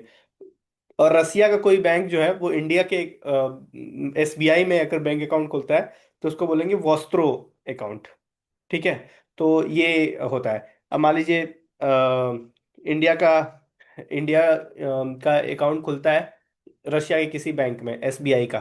तो जो ट्रेड है जो सेटलमेंट है वो वहाँ की करेंसी में हो जाएगा। या फिर रशिया का कोई बैंक जो है इंडिया में अकाउंट खोलता है तो सेटलमेंट जो है वो रुपी में हो जाएगा। तो डॉलर की जरूरत ही नहीं पड़ेगी। तो वोस्त्रो और नोस्त्रो का कॉन्सेप्ट यही है। बस आप ये याद रखिएगा, नोस्त्रो का मतलब our account in your bank and vostro का मतलब your account in our bank. ये आप याद रखिएगा। अब ठीक है। तो ये हो गया नोस्त्रो वोस्त्रो। इंटरनेशनलाइजेशन ऑफ करेंसी क्यों होना चाहिए ये सब तो बात कर ही ली हम लोग। कैपिटल अकाउंट कन्वर्ट, अब देखिए इंडिया में फुल करंट अकाउंट कन्वर्टेबिलिटी है। Freedom to convert rupees to other currencies for payment without restriction, ये करंट अकाउंट में है। कैपिटल अकाउंट कन्वर्टेबिलिटी नहीं है। ठीक है। अब कैपिटल अकाउंट अगर हो जाएगा तो क्या होगा। वैसे तो देखिए कैपिटल अकाउंट कन्वर्टेबिलिटी ऐसा लगता है कि बहुत ही मॉडर्न कॉन्सेप्ट है, बहुत ही पावरफुल कॉन्सेप्ट है। लेकिन जैसे ही ग्लोबल क्राइसिस होता है तो तुरंत पैसा निकाल के भाग जाते हैं। तो जिससे क्या होगा कि बहुत ज़्यादा वोलेटाइल हो जाएगा आपका रुपी। आपकी इकॉनमी बहुत डिस्टेबलाइज कर जाएगी। स्टॉक मार्केट का जो है हो सकता है वो क्रैश हो जाए। तो ये सारी चीज़ें मतलब हार्म्स हैं फुल कैपिटल अकाउंट कन्वर्टेबिलिटी की। तो इस वजह से हम लोग फुल कैपिटल अकाउंट कन्वर्टेबिलिटी नहीं अलाउ करते हैं। वैसे एक कमेटी थी तारापुर कमेटी, उसने सजेस्ट किया था कि फुल कैपिटल अकाउंट कन्वर्टेबिलिटी होना चाहिए, लेकिन हमने उसको नहीं माना था। ठीक है। बाकी steps taken for internationalisation of, बस आप पढ़ लीजिए इसको। RBI strategic action plan, Indian payment infrastructure, Asian clearing union, liberalise FEMA regulation. ठीक है, मतलब उतना इंपॉर्टेंट नहीं है ये। अब नीर और रीर का एक कॉन्सेप्ट होता है, ये पीवाईक्यू 2022 में पूछा हुआ था। अब एक्सचेंज रेट तो आपको पता ही है। नीर और रीर क्या है। नीर और रीर का क्या मतलब होता है कि जब रुपी की वैल्यू एक साथ कई देशों की करेंसी के साथ कंपेयर की जाती है तो उसको नीर और रीर बोलते हैं। नीर नीर पहले समझिए। नीर में पहले ही डिसाइड होता है कि इन कंट्रीज के साथ हम लोग रुपी को कंपेयर करेंगे। तो उसमें जैसे नॉर्मली जब आप देखेंगे तो मतलब ओवरऑल सारी कंट्रीज का आप देखेंगे। लेकिन यहाँ क्या होता है कि कुछ एक स्पेसिफिक एक बास्केट ऑफ करेंसीज को फिक्स किया जाता है और उसके आधार पर रुपी का स्ट्रेंथ देखते हैं। तो खास तौर पे जिस कंट्री के साथ ट्रेड कॉम्पिटिटिवनेस ज्यादा है तो उसके साथ उसका फैक्टर जो होता है वो ज्यादा हो जाएगा। तो इतना याद रखिए। अब इंडिया जो होता है वो सिर्फ डॉलर में ट्रेड तो करता नहीं है, हालांकि मैक्सिमम ट्रेड डॉलर में होता है, लेकिन इंडिया सिर्फ डॉलर में ट्रेड तो करता नहीं है, बहुत सारे वर्ल्ड करेंसीज के साथ ट्रेड करता है। तो नीर और रीर जो है वो ओवरऑल वर्ल्ड करेंसी के अगेंस्ट ये बताते हैं कि इंडिया का रूपी जो है वो स्ट्रांग है या वीक है। देखिए सबसे पहले तो आप ये समझ लीजिए कि रीर क्या होता है। रीर जो होता है वो it is nothing but inflation adjusted नीर। जब नीर को इन्फ्लेशन से एडजस्ट कर दिया जाता है तो वो रीर बनता है। अब रीर के बढ़ने का क्या मतलब होता है। रीर के बढ़ने का मतलब ये है कि इंडिया में इन्फ्लेशन ज्यादा है। तो कोई एक पर्टिकुलर गुड है वो इंडिया में पहले जो है जब इन्फ्लेशन बहुत ज्यादा नहीं था तो उसका कॉस्ट ऑफ प्रोडक्शन अगर 1,000 आ रहा था तो अभी वो 1,200 आने लगेगा। जब वो 1,200 आने लगेगा तो इंटरनेशनल मार्केट में वो जाएगा तो वो महंगा हो जाएगा तो उसकी कॉम्पिटिटिवनेस घट जाएगी। तो जब रीर बढ़ेगा तो इसका मतलब कॉम्पिटिटिवनेस, एक्सपोर्ट कॉम्पिटिटिवनेस गुड की वो कम हो जाएगी। नॉर्मल एक्सचेंज रेट जब आप देखते हैं तो हम कहते हैं कि जब करेंसी डीवैल्यू होता है, $1 80 था, वो $1 जो है अगर 100 रुपये हो गया तो एक्सपोर्ट कॉम्पिटिटिवनेस जो होती है वो बढ़ जाती है। जो ट्रेड कॉम्पिटिटिवनेस पर्टिकुलर गुड की बढ़ जाती है। लेकिन यहाँ जो है उल्टा हो रहा है। रीर जब बढ़ता है तो कॉस्ट ऑफ प्रोडक्शन बढ़ गया तो वहाँ जो है ट्रेड कॉम्पिटिटिवनेस महंगा हो गया इंडियन प्रोडक्ट। तो वो जो है कॉम्पिटिटिवनेस कम हो गया। तो बस आप इतना याद रखिए, इसके अलावा कुछ नहीं। तो ये हो गया नीर और ईर का कॉन्सेप्ट। रेमिटेंस में आपको क्या याद रखना है। रेमिटेंस में आपको ये याद रखना है कि टॉप 5 सोर्स कंट्रीज क्या है। तो यूएस से सबसे ज्यादा आता है रेमिटेंस। और टॉप 3 रेसिपिएंट स्टेट्स की बात की जाए तो महाराष्ट्र में सबसे ज्यादा आता है रेमिटेंस। और सबसे ज्यादा कंट्री वाइज अगर बात किया जाए तो India tops the list of recipient countries. ये याद रखिएगा। और $100 बिलियन क्रॉस हो गया था एक पॉइंट पे, ये याद रखिएगा। बाकी ये सब लिबरलाइज रेमिटेंस स्कीम में 2.5 लाख डॉलर आप मंगा सकते हैं। तो ये सारी चीज़ें पता ही होती है लोगों को। बाकी India UK free trade agreement, इसके बस सेलेंट फीचर्स बहुत इंपॉर्टेंट है। काफी टाइम से न्यूज में था। ड्यूटी फ्री मार्केट एक्सेस, ये सब बहुत इंपॉर्टेंट है, स्ट्रेट लाइन आ सकता है। Approximately 99% of Indian export will enjoy duty free access to the UK market covering almost 100% of trade value. On the other hand, India will cut levies on 90 of the British product sold in the country. ये 99 को swap करके कुछ भी करके statement बना सकता है। और मोबिलिटी ईजी हो जाएगा इंडियन प्रोफेशनल के लिए। Allowed participation of UK in businesses in procurement, ये सारी चीज़ें तो नॉर्मल चीज़ें हैं, जो भी अच्छी चीज़ें प्रो बिजनेस चीज़ें हैं वो हो जाएगा। तो उसका टेंशन मत लीजिए। बाकी ये सब आपको थोड़ा सा स्टैटिक अपना रिवाइज करिए। प्रेफरेंशियल ट्रेड एग्रीमेंट में बहुत सारी निगेटिव चीज़ होती है, एक पॉजिटिव लिस्ट होता है कि इन पर्टिकुलर गुड के लिए हम लोग जो है टैरिफ रिड्यूस कर देंगे। उसके ऊपर होता है फ्री ट्रेड एग्रीमेंट, इसमें सारी सारे पर मतलब टैरिफ माफ होता है। एक निगेटिव लिस्ट होता है, तो reduce tariff on most goods एक पर्टिकुलर निगेटिव लिस्ट होता है, उसके लिए बस नहीं होता है। बाकी सेपा जो होता है वो इस और ब्रॉड होता है। It it includes services, investment, competition, government procurement dispute, ये सारी चीजें इसमें सेपा में कवर होती हैं। कस्टम यूनियन में duty free trade among countries और रेस्ट ऑफ द वर्ल्ड से कॉमन टैरिफ लगेगा, इसको कस्टम यूनियन बोलेंगे। कॉमन मार्केट में लेबर जो फैक्टर्स ऑफ प्रोडक्शन होते हैं उनका फ्री मूवमेंट हो जाता है। इकोनॉमिक यूनियन में डीपेस्ट लेवल ऑफ इंटीग्रेशन होता है, it's common economic policies, institution etcetera. तो ये हो गया हायरार्की ऑफ ट्रेड एग्रीमेंट। अब India EFTA, trade and economic partnership agreement, ये कब साइन हुआ था? थोड़ा ये अफेक्ट में आया अभी, 1 अक्टूबर 2025 से अफेक्ट में आया, साइन तो हो गया था पिछले साल ही।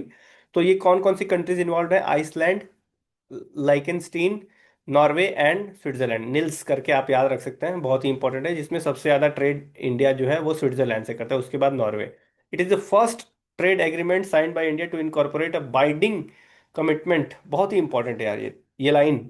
It offers binding commitment of $100 billion investment and 1 million direct jobs in the next 15 years, बहुत ही ज्यादा इंपॉर्टेंट है। ठीक है। Market access, EFTA offer substantial access covering 100% of non agricultural product, ये सब बहुत ही ज्यादा इंपॉर्टेंट है। Services and mobility, IT cover है, बिजनेस सर्विसेज कवर्ड है, एजुकेशन कवर्ड है, म्यूचुअल रिकॉग्निशन एग्रीमेंट भी साइन हुआ है। ये सारी चीजें तो आसान है। Chemical and allied product, EFT has offered zero और reduce tariff on more than 95% on India's export, ये 95% इंपॉर्टेंट है। India has granted market access to nearly 80% of its tariff line, covering 95% of EFTA's export। तो ये सब थोड़ा सा अच्छे से देख लीजिएगा, बहुत इंपॉर्टेंट न्यूज़ है ये। Export promotion mission, not not important at all, छोड़ दीजिए। बहुत सारी चीज़ें की जाती है एक्सपोर्ट प्रमोट करने के लिए, ये कोई खास चीज़ नहीं है। तो ये हो गया आपका। अब आ जाते हैं ये सब not important. Producer price index, producer price index. अब देखिए, तीन चीज़ें होती हैं, ये सब छोड़िए, ये सब जो लिखा हुआ है पीपीआई, ये सब टेबल के थ्रू देखिए।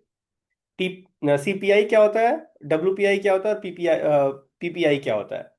सीपीआई मतलब इन्फ्लेशन के जब हम मेजर करते हैं आम आदमी के पर्सपेक्टिव से, कॉमन मैन के पर्सपेक्टिव से, जब हम इन्फ्लेशन को मेजर करते हैं तो उसको सीपीआई कहते हैं। डब्ल्यूपीआई क्या होता है? बल्क मार्केट में होलसेल लेवल पे जब हम लोग इन्फ्लेशन को मेजर करते हैं तो उसको डब्ल्यूपीआई कहते हैं। और पीपीआई क्या होता है? प्रोड्यूसर, यानी प्रोड्यूसर या फिर फैक्ट्री गेट पर क्या है इन्फ्लेशन का फ्रेमवर्क, वो पीपीआई बताता है। फैक्ट्री गेट पर कितना महंगा है चीज या कितना सस्ता है, ये प्रोड्यूसर प्राइस इंडेक्स बताता है। तो आप कुछ लोग डाउट कर सकते हैं कि फिर डब्ल्यूपीआई भी तो मतलब वैसा ही है, प्रोड्यूसर वाला ही है, तो डब्ल्यूपीआई फिर पीपीआई की जरूरत क्यों आन पड़ी? तो डब्ल्यूपीआई जो होता है वो प्रोड्यूसर कॉस्ट को परफेक्टली शो नहीं करता है, क्योंकि उसमें ट्रांसपोर्ट भी आ जाएगा, मिडिल मैन का मार्जिन भी आ जाएगा, स्टोरेज चार्जेस भी आ जाएंगे, ये सारी चीजें जुड़ जाती हैं डब्ल्यूपीआई में। इसलिए ये क्लियर नहीं हो पाता है कि फैक्ट्री लेवल पर महंगाई कितनी बढ़ रही है या कितनी, क्या उसका लेवल क्या है।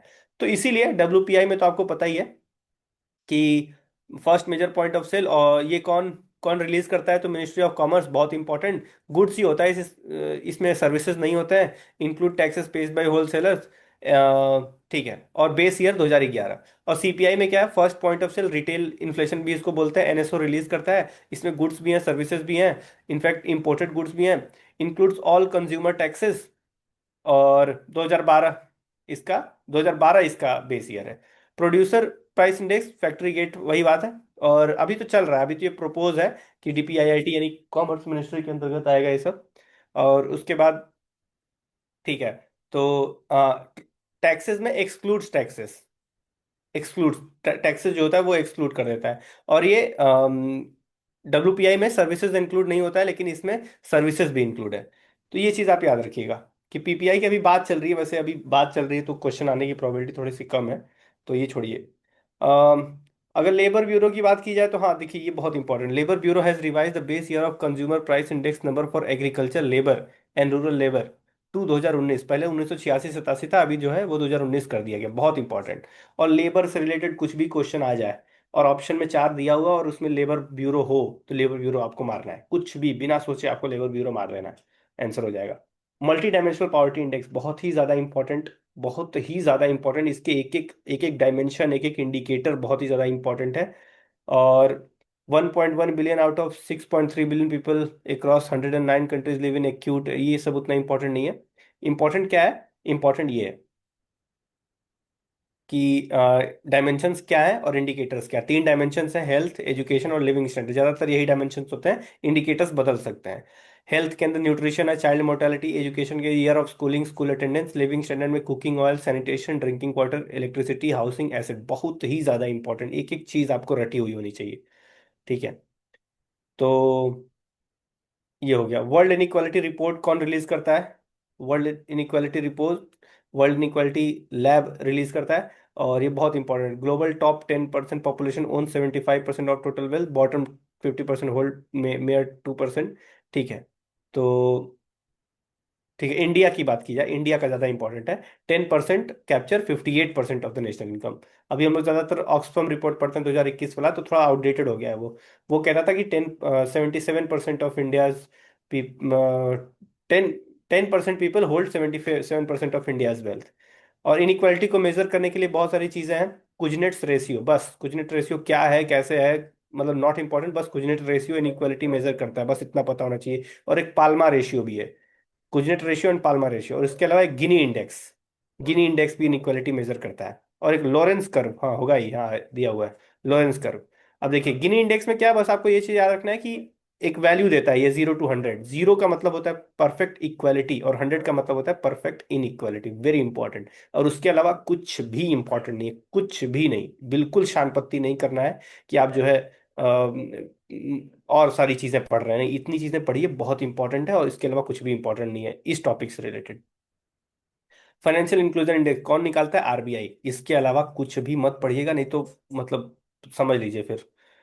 हाँ, public debt in India, public debt in India का बस आपको क्या पढ़ना है, ये सब छोड़िए, अगले पेज पर आइए। पब्लिक डेट का प्रोफाइल, दो तरह के पब्लिक डेट होता है, इंटरनल डेट और एक्सटर्नल डेट। इंटरनल डेट का मतलब, इंटरनल डेट के अंतर्गत मार्केटेबल सिक्योरिटीज और non marketable security. Marketable security के अंदर G sec, T bill, cash management bill, इसको थोड़ा सा आपको डिटेल में पढ़ना होगा अपने स्टैटिक पोर्शन से। नॉन मार्केटेबल में intermediary T bill, securities against small saving, ये सब। एक्सटर्नल डेट में वही जो बाहर की इंस्टीट्यूशन से आप बोरो कर रहे हैं, कंट्री से बोरो कर रहे हैं, इसको एक्सटर्नल डेट बोलते हैं। इंटरनल डेट बहुत ज़्यादा होता है, 97% लगभग आपका इंटरनल डेट है और बाकी सारा एक्सटर्नल डेट।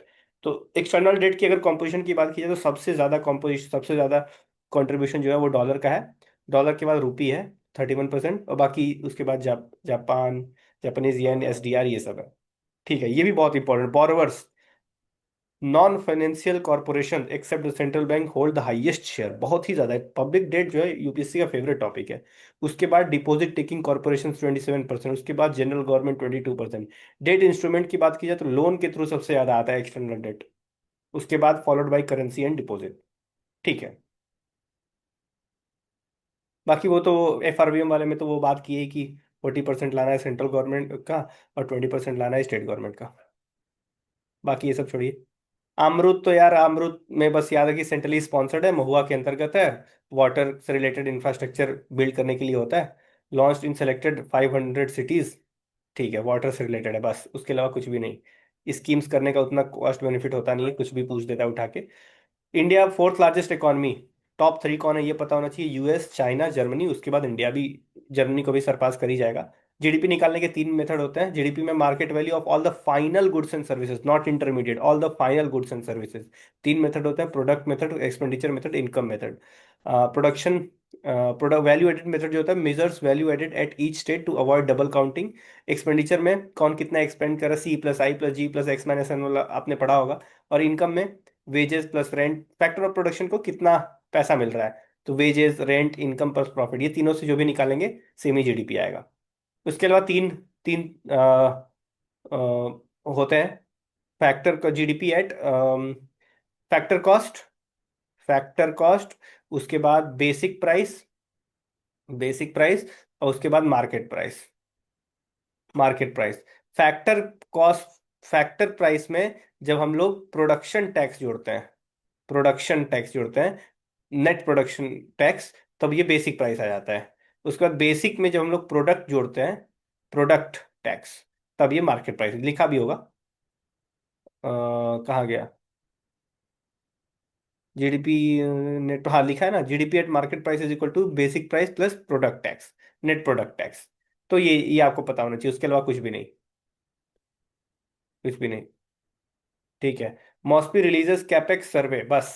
मैं मॉस्पी रिलीजेस कैपेक्स सर्वे, बस, कुछ नहीं उसके अलावा। कैपिटल एक्सपेंडिचर, रेवेन्यू एक्सपेंडिचर तो आपको पता ही है ना यार। कैपिटल एक्सपेंडिचर एसेट क्रिएट करता है जो कि लॉन्ग टर्म बेनिफिट देता है इकोनॉमी को। जैसे आप बना रहे हैं, रोड बना रहे हैं, कंप्यूटराइजेशन कर रहे हैं, एजुकेशन फैसिलिटी बिल्ड करते हैं, ये सब कैपिटल एक्सपेंडिचर, ये नॉन रिकरिंग एक्सपेंडिचर है।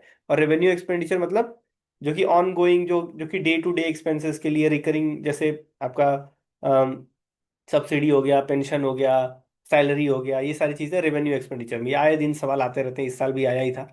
कैपिटल एक्सपेंडिचर क्या होता है और रेवेन्यू क्या होता है। बाकी ये सब not important, not important. Human development report बहुत ही ज़्यादा इंपॉर्टेंट यार।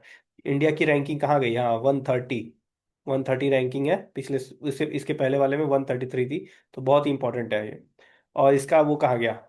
हाँ, ये बहुत ही इंपॉर्टेंट यार, dimension, long and healthy life, access to knowledge and standard of living. Indicator में लॉन्ग एंड हेल्दी लाइफ में life expectancy at birth, knowledge में mean years of schooling, expected years of schooling, standard of living में GNI per capita, बस। तो अगला unit है agriculture and allied sector.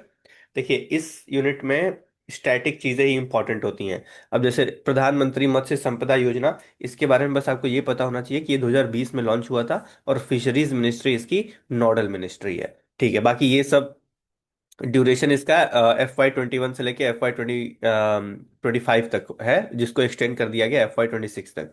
और nodal agency NFDB, national fisheries development board. इसके दो components हैं, एक कंपोनेंट सेंट्रल सेक्टर है, एक कंपोनेंट सेंट्रली स्पॉन्सर्ड है। ठीक है, बाकी ये सब टारगेट अचीवमेंट एकदम आराम से छोड़िए, कोई भी दिक्कत नहीं है, एकदम आराम से छोड़िए। फिशरीज जो है वो स्टेट लिस्ट में है। Inland sector is by and large fully in the domain of the state government, and while marine sector shared between centre and state. ये सब स्टेटमेंट इंपॉर्टेंट है, फिशरीज किस लिस्ट में है, क्या है, कैसे है। इनलैंड फिश प्रोडक्शन ज्यादा है एज कम्पेयर टू कोस्टल वाला, तो 75% इनलैंड है, बहुत important. India is the largest inland capture fish producing nation in the world, very important, very important. और India second largest fish producer of the world है। Fisheries constitute about 1.2% of the global, ये सब हाँ, थोड़ा सा मतलब GDP का idea होना चाहिए।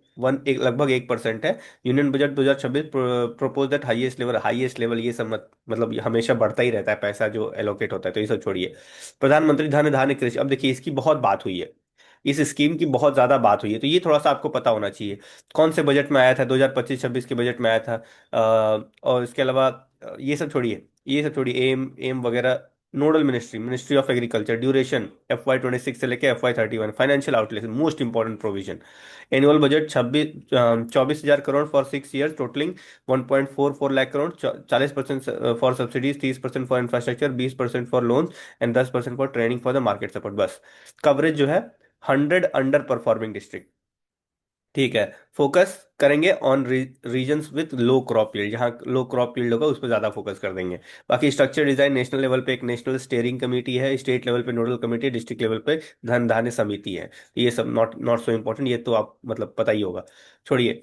इसको हटाइए, मॉडर्नाइजेशन ऑफ पता नहीं क्या क्या, मिशन फॉर आत्मनिर्भरता, ये सब मिशन फॉर आत्मनिर्भर, ये सब नहीं इंपॉर्टेंट है। यही सब लोग गलती करते रह जाते हैं, ये सब पढ़ते रह जाते हैं। और जो मेन जहां से क्वेश्चन आता है वो यहाँ से आता है, सिंपल। पल्स क्या है, इंडिया का क्या स्टेटस है पल्स प्रोडक्शन में, लार्जेस्ट प्रोड्यूसर ऑफ, लोग इधर उधर ये सब पढ़ लेंगे पूरा, ऑपरेशनल स्ट्रेटजी, ये एश्योर्ड प्रोक्योरमेंट, ये सब, और वही भूल जाएंगे कि इंडिया में लार्जेस्ट प्रोड्यूसर क्या है पल्सेस का। क्वेश्चन देखेंगे तो वही आएगा। पल्सेस है, इंडिया वर्ल्ड्स लार्जेस्ट प्रोड्यूसर भी है, कंज्यूमर भी है, और इंपोर्टर भी है, डाइकोटोमी है। ठीक है। टॉप 3 पल्स प्रोड्यूसिंग स्टेट में मध्य प्रदेश सबसे ज्यादा है, मध्य प्रदेश सबसे ज्यादा है, ये एकदम रटा हुआ होना चाहिए। और ये grown in all three seasons, kharif के तौर पर भी उगाया जा सकता है, रबी में भी और स्प्रिंग में भी। ठीक है, इंपॉर्टेंट पल्सेस की बात की जाए तो चिकपी है, पिजन पी है, green gram, black gram and lentil, ये सब पीवाईक्यू में पूछा हुआ है। शायद क्वेश्चन था कि ब्लैक ग्राम कॉन्स्टिट्यूट्स अराउंड 50%, ये गलत स्टेटमेंट था। तो यहाँ से क्वेश्चन आता है, बेसिक से क्वेश्चन आता है। सिग्निफिकेंस यही है कि भाई ये लेग्यूमिनस होता है, प्रोटीन सिंथेसिस में जो है वो मदद करता है, नाइट्रोजन फिक्सेशन में मदद करता है। तो ये pulses contribute 20-25% of total protein intake. ठीक है, हाउएवर एज पर, ठीक है, एटमॉस्फेरिक नाइट्रोजन, ये लेग्यूमिनस होता है बस। टर्मरिक बोर्ड इस साल का क्वेश्चन था। नेशनल टर्मरिक बोर्ड का हेडक्वार्टर कहाँ है? Nizamabad, Telangana. Ministry of commerce and industry के अंदर ये आता है। Chairperson to be nominated by central government. और क्या इंपॉर्टेंट है इसमें? इसमें इंपॉर्टेंट है टर्मरिक का जो बेसिक चीज है, turmeric production in India. India is the largest producer, consumer and exporter of turmeric, यही स्टेटमेंट आया था प्रीलिम्स 2025 में। हालांकि मेरा गलत हुआ था, मुझे कंज्यूमर और प्रोड्यूसर तो पता था लेकिन एक्सपोर्टर नहीं पता था। ठीक है, तो about 30 varieties of turmeric are grown. ठीक है, प्रोडक्शन 70। अब आप देखेंगे तो आपको लगेगा कि अरे वाह, ये तो कितना बढ़िया, ये पीटी 365 है, यहाँ से तो डायरेक्ट क्वेश्चन आता है। भाई वो क्वेश्चन आ गया है तब ये बनाया, टेंशन मत लीजिए आप। 75% ऑफ ग्लोबल टर्मरिक प्रोडक्शन तो तेलंगाना में सबसे ज्यादा होता है, जाहिर सी बात है, तभी वहाँ टर्मरिक बोर्ड बना है। और एक्सपोर्ट 62% ऑफ वर्ल्ड, ये छोड़ सकते हैं आप, not so important. Turmeric with GI tag, Sangli, जो महाराष्ट्र का सांगली है वो टर्मरिक के लिए फेमस है, वायगांव भी। और Erode, Lakadong, Meghalaya, not so important. M S Swaminathan, मतलब नॉट सो इम्पोर्टेंट यार, मतलब हाँ थोड़ा बहुत पता होना चाहिए कि मतलब ग्रीन रिवोल्यूशन में इनका बहुत बड़ा योगदान था। कुछ कुछ किताबें लिखी इन्होंने। और भारत रत्न भी मिला इन्हें 2024 में, पद्मश्री 1967, पद्म भूषण 1972, पद्म विभूषण 1987। ठीक है, वर्ल्ड फूड प्राइज 1987 में, जो कि इनॉग्रल रेसिपिएंट थे सबसे पहली बार। रमन मैग्सेसे अवार्ड भी मिला 1971 में। मखाना, मखाना बोर्ड आपको पता होना चाहिए कहाँ है। मखाना बोर्ड जो है वो बना है पटना में। ब्लैक डायमंड भी इसको बोलते हैं। It is grown as a tropical as well as sub tropical crop. ठीक है, और स्टेटस की बात की जाए तो India dominates global production according for 90% of the supply, with Bihar alone contributing to 90%।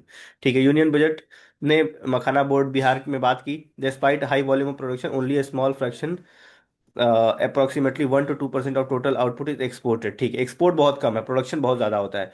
Nutrition बहुत ज़्यादा न्यूट्रिशन होता है इसमें, एमिनो एसिड होता है, विटामिन होता है, मिनरल होता है।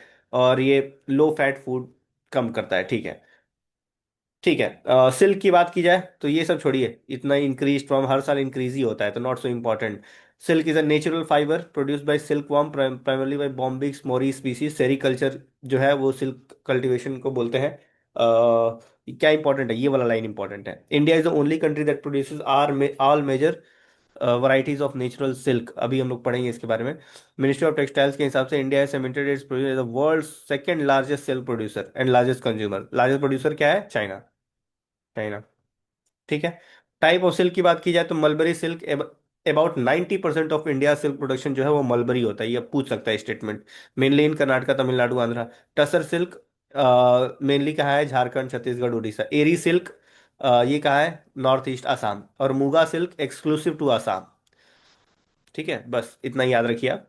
कॉटन छोड़िए, ये सब छोड़िए। कॉटन के बारे में, कॉटन का बेसिक इंपॉर्टेंट, इसको व्हाइट गोल्ड बोलते हैं, नेचुरल फाइबर होता है, सेमी जीरोफाइटिक क्रॉप होता है, grown in kharif, as a kharif crop grow होता है। जब आप एमएसपी का फ्रेमवर्क देखेंगे तो एमएसपी में एज अ खरीफ क्रॉप ही कॉटन को बोला जाता है।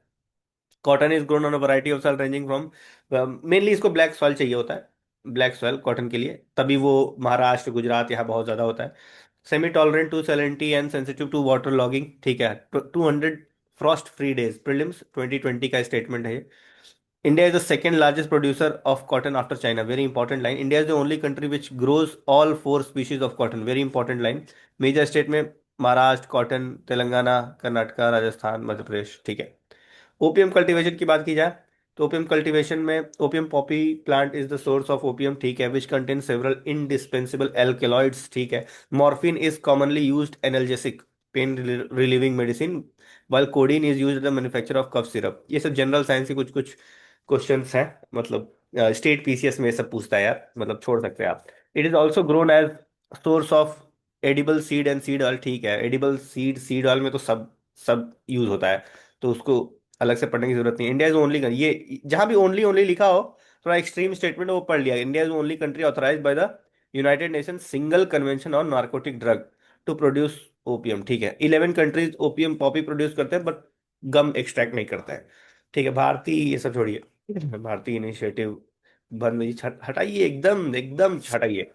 मतलब देखिए भी मत, कंफ्यूज ही मत करिए। मेरा बार बार प्रीलिम्स इसीलिए निकला है क्योंकि मैं कंफ्यूज ही नहीं करता हूँ खुद को कि मुझे ये भी पढ़ना है वो भी पढ़ना है। नहीं भाई, मैं पॉलिटी पढ़ लूंगा, जाके शेड्यूल्स पढ़ लूंगा, शेड्यूल रिवाइज कर लूंगा, क्योंकि मुझे पता है कि वहां वहां कंफर्म है ये क्वेश्चन वहीं से आएगा। और भी बहुत सारी चीजें हैं जहां से एकदम फिक्स होता है कि क्वेश्चन वहीं से आएगा, तो मैं ये क्यों भद्रदान और ये अन्न दर्पण आशा प्लेटफॉर्म, हाँ जो इंपॉर्टेंट है वो पढ़ लूंगा। अब जैसे ये न्यूज बहुत इंपॉर्टेंट है, इंटरनेशनल पोटैटो सेंटर कहाँ बना है? आगरा में, बस। बस आगरा में बना है, इतना पता होना चाहिए आपको। किसान क्रेडिट कार्ड लोन लिमिट जो है 3 लाख से 5 लाख कर दिया गया, ये किसान को क्रेडिट लेने के लिए है। एलिजिबिलिटी कौन है? ओनर, कल्टीवेटर, टेनेंट, सब बहुत सारी चीजें हैं, शेयर क्रॉपर भी हो सकते हैं। और ये बहुत सारे एक्टिविटीज को सपोर्ट करता है, cultivation, post harvest activities, marketing, household consumption, working capital for farm asset, investment credit for allied. लेकिन इसको लेकर आप वो सब घर वर नहीं बना सकते अपना। प्रीलिम्स 2020 का ही क्वेश्चन था शायद, तो उसमें देखिए वो क्वेश्चन क्या था कि क्या क्या जो भी शॉर्ट टर्म क्रेडिट आपको चाहिए होता है, वो उसके लिए केसीसी का आप यूज कर सकते हैं। मतलब आप घर वर नहीं बना सकते इसके, हार्वेस्टर नहीं खरीद सकते, समझिए इस बात को। कल्टीवेशन ऑफ क्रेडिट लाइन ये सब तो ठीक है।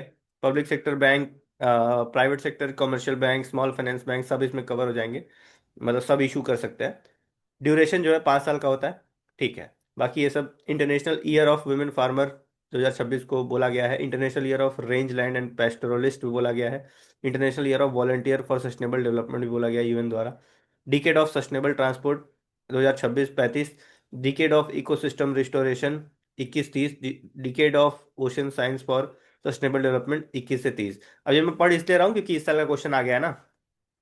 अगर पिछले साल होता तो मैं नहीं पढ़ता, लेकिन इस साल का क्वेश्चन आ गया 2025 का, तो मैं इसको अच्छे से पढ़ लूंगा, क्योंकि यूपीएससी, मतलब ये एक्सपेक्टेड नहीं था कि यूपीएससी इंटरनेशनल ईयर 2028-29 तक जाके पूछेगा, लेकिन पूछ दिया। कभी कभी अनएक्सपेक्टेड चीजें भी आ जाती हैं। तो अब मैं थोड़ा सा ऐसी चीजों पर थोड़ा सा ध्यान दे दूंगा। वो वाला क्वेश्चन मैं नहीं कर पाया था, गलत मैंने मतलब ओनली टू मार दिया था, गलत हो गया था। तो कोई बात नहीं। लेबर एंड एम्प्लॉयमेंट की बात की जाए, लेबर एंड एम्प्लॉयमेंट छोड़िए, ये सब हटाइए। हाँ ठीक है, 29 29 एक्ट थे, उनको 4 लेबर कोड में कर दिया गया है, तो उसके बारे में थोड़ा सा पढ़ लेंगे। ले ऑफ और रिट्रेंचमेंट में क्या अंतर होता है? ले ऑफ जो होता है टेम्पोररी होता है, रिट्रेंचमेंट जो होता है वो परमानेंट होता है, ठीक है। और क्लोजर क्या होता है? Permanent shutting down of the establishment, इसको क्लोजर बोलते हैं। कोड ऑन वेजेस की बात की जाए तो एक यूनिवर्सल मिनिमम वेज की बात की गई है, स्टेट्यूटरी राइट होता है, ठीक है। ये सब criteria for wage fixation, skill level, geographic area, job condition, ठीक है, बस ऊपर ऊपर से पढ़िए, क्योंकि यूपीएससी अलग से एग्जाम कंडक्ट करवाता है लेबर वाला, तो एकदम डिटेल में नहीं पूछेगा, एकदम टेंशन मत लीजिए। एक फ्लोर वेज है, फ्लोर वेज के नीचे नहीं जा सकते, मतलब मिनिमम वेज जो है वो फ्लोर वेज के नीचे तो कभी हो ही नहीं सकता, ठीक है। कॉम्पेंसेशन की भी बात है, सिंप्लीफिकेशन, सिंप्लीफाई कर दिया गया है, वेजेस, एम्प्लॉय, ये सब डेफिनेशन को सिंप्लीफाई कर दिया गया है, बस। इंडस्ट्रियल रिलेशन कोड, इसमें नेगोशिएटिंग यूनियन बनने के लिए, नेगोशिएटिंग टेबल पर आने के लिए 51% मेंबरशिप जो है वो कंपलसरी कर दिया गया है। In case of more than one trade in negotiating council, अगर एक से ज्यादा ट्रेड यूनियन रहेगा तो एक नेगोशिएटिंग काउंसिल बनेगा with representative of the union having 20% of worker and member, ठीक है। फिक्स्ड टर्म एम्प्लॉयमेंट को थोड़ा सा और ज्यादा स्ट्रीमलाइन कर दिया गया है, explicitly institutionalises fix term employment intended to reduce excessive contractualisation, बहुत सारा कॉन्ट्रेक्चुअलाइजेशन हो जा रहा है ना, जिससे कि लेबर के इंटरेस्ट में नहीं है वो, तो फिक्स टर्म एम्प्लॉयमेंट की बात की गई है, ठीक है। वर्कर के डेफिनेशन को एक्सपेंड कर दिया गया है, higher threshold for layoff, retrenchment, closure, ठीक है। Broader limit of industry, industry के लिमिट को भी ब्रॉडन कर दिया। रीस्किलिंग फंड, रीस्किलिंग फंड, ताकि स्ट्रक्चरल अनएम्प्लॉयमेंट जो है वो रिड्यूस हो। डिस्प्यूट रिजोल्यूशन की भी बात की गई है। ये सब छोड़िए, 20 वर्कर 20, बस डिस्प्यूट रिजोल्यूशन के लिए एक कमेटी है कोई, बस। Code on social security, gig and platform workers and aggregator, बहुत इंपॉर्टेंट, बहुत इंपॉर्टेंट, और they are legally defined for the first time, ये सब चीजें important, legally defined for the first time. Expanded ESIC coverage, ESIC coverage को expand कर दिया गया है। यूनिफॉर्म डेफिनेशन ऑफ वेजेस, और वेजेस में basic pay, dearness allowance and retaining allowance, ये सब आ जाएगा। ये सब 50%, ये सब मत पढ़िए, हटाइए, उसके लिए अलग एग्जाम कंडक्ट करवाता है यूपीएससी। ग्रेट्युटी ग्रेट्युटी भी मिलेगा।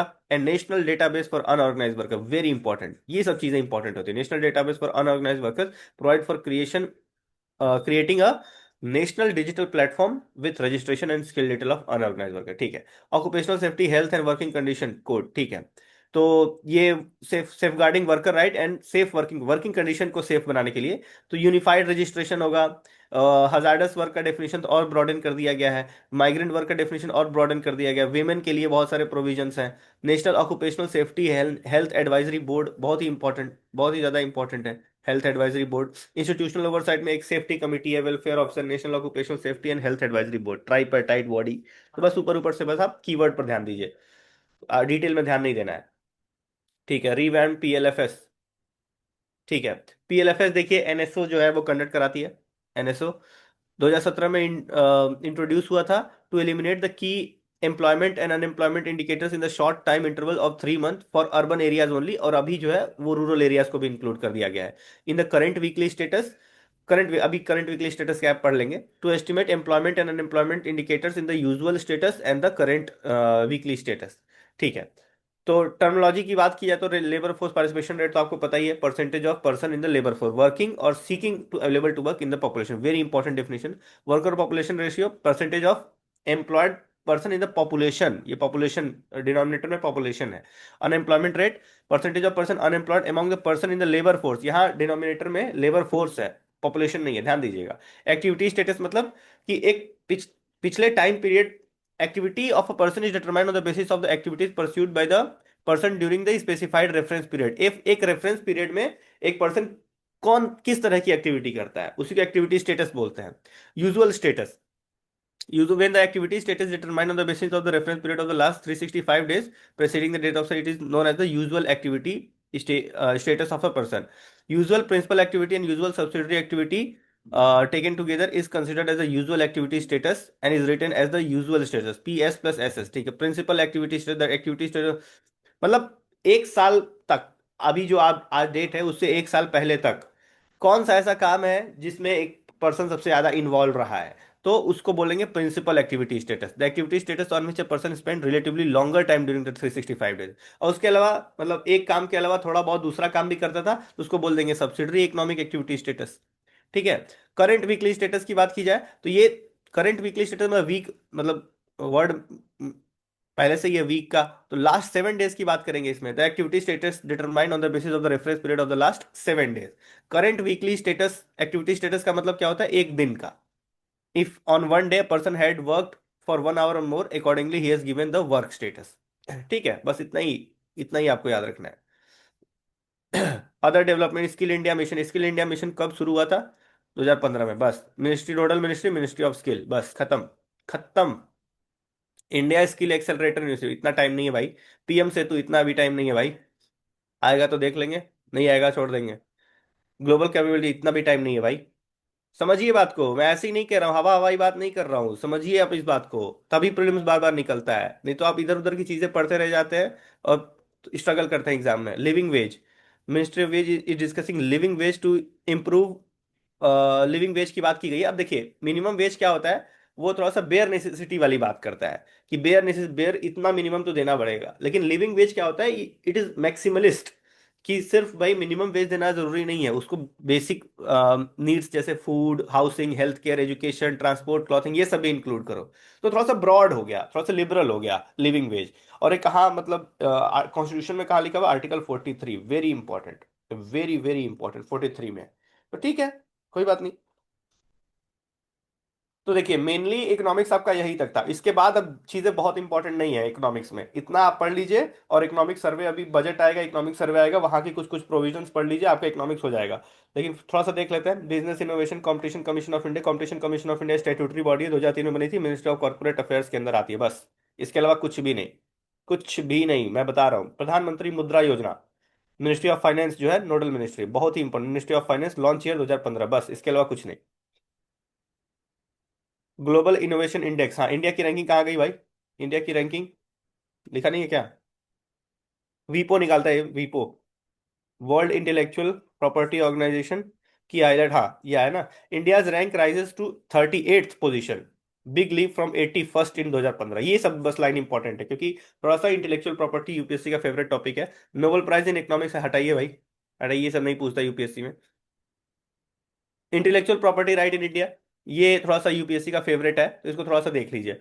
Intellectual property right given to the person over the creation, कोई क्रिएटिव वर्क आप करेंगे तो आपको इंटेलेक्चुअल प्रॉपर्टी राइट आपको मिलेंगे। बिल्कुल जाहिर सी बात है। एडमिनिस्टर्ड बाई CGPDT, कौन सा मिनिस्ट्री के अंदर? कॉमर्स मिनिस्ट्री के अंदर ये एडमिनिस्टर किया जाता है। ठीक है।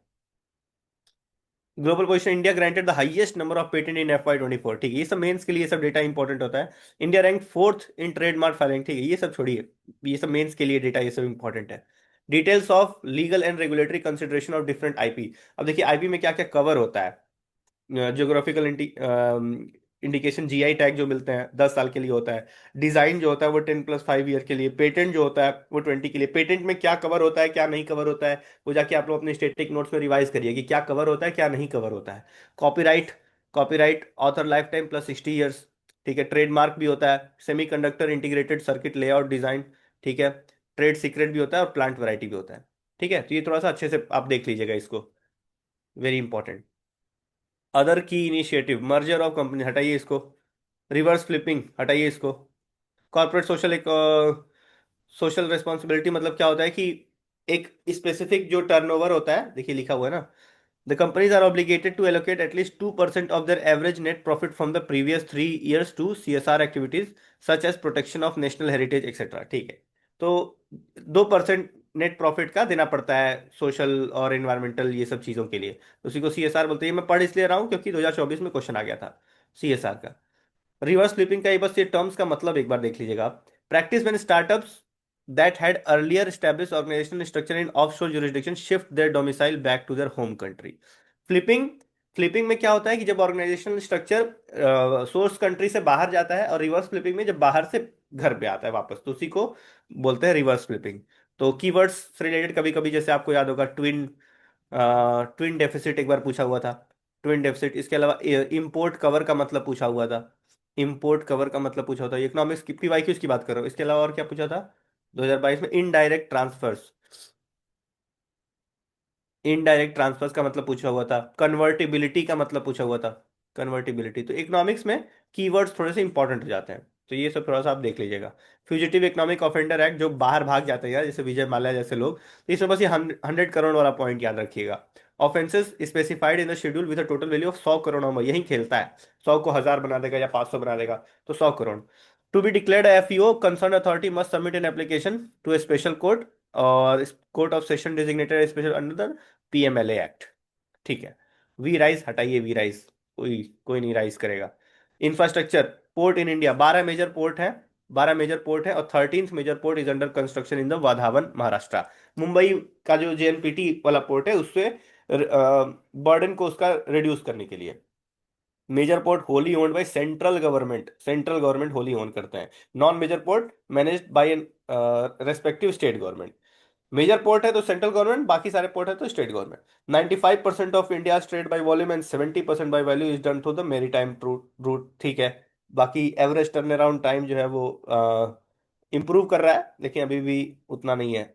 India maritime sector, India has 11,000 kilometre coast line which anchors 12 major port. हाँ ठीक है भाई, कितनी बार बोलेंगे। India is the third largest in terms of ship recycling by tonnage. ठीक है भाई।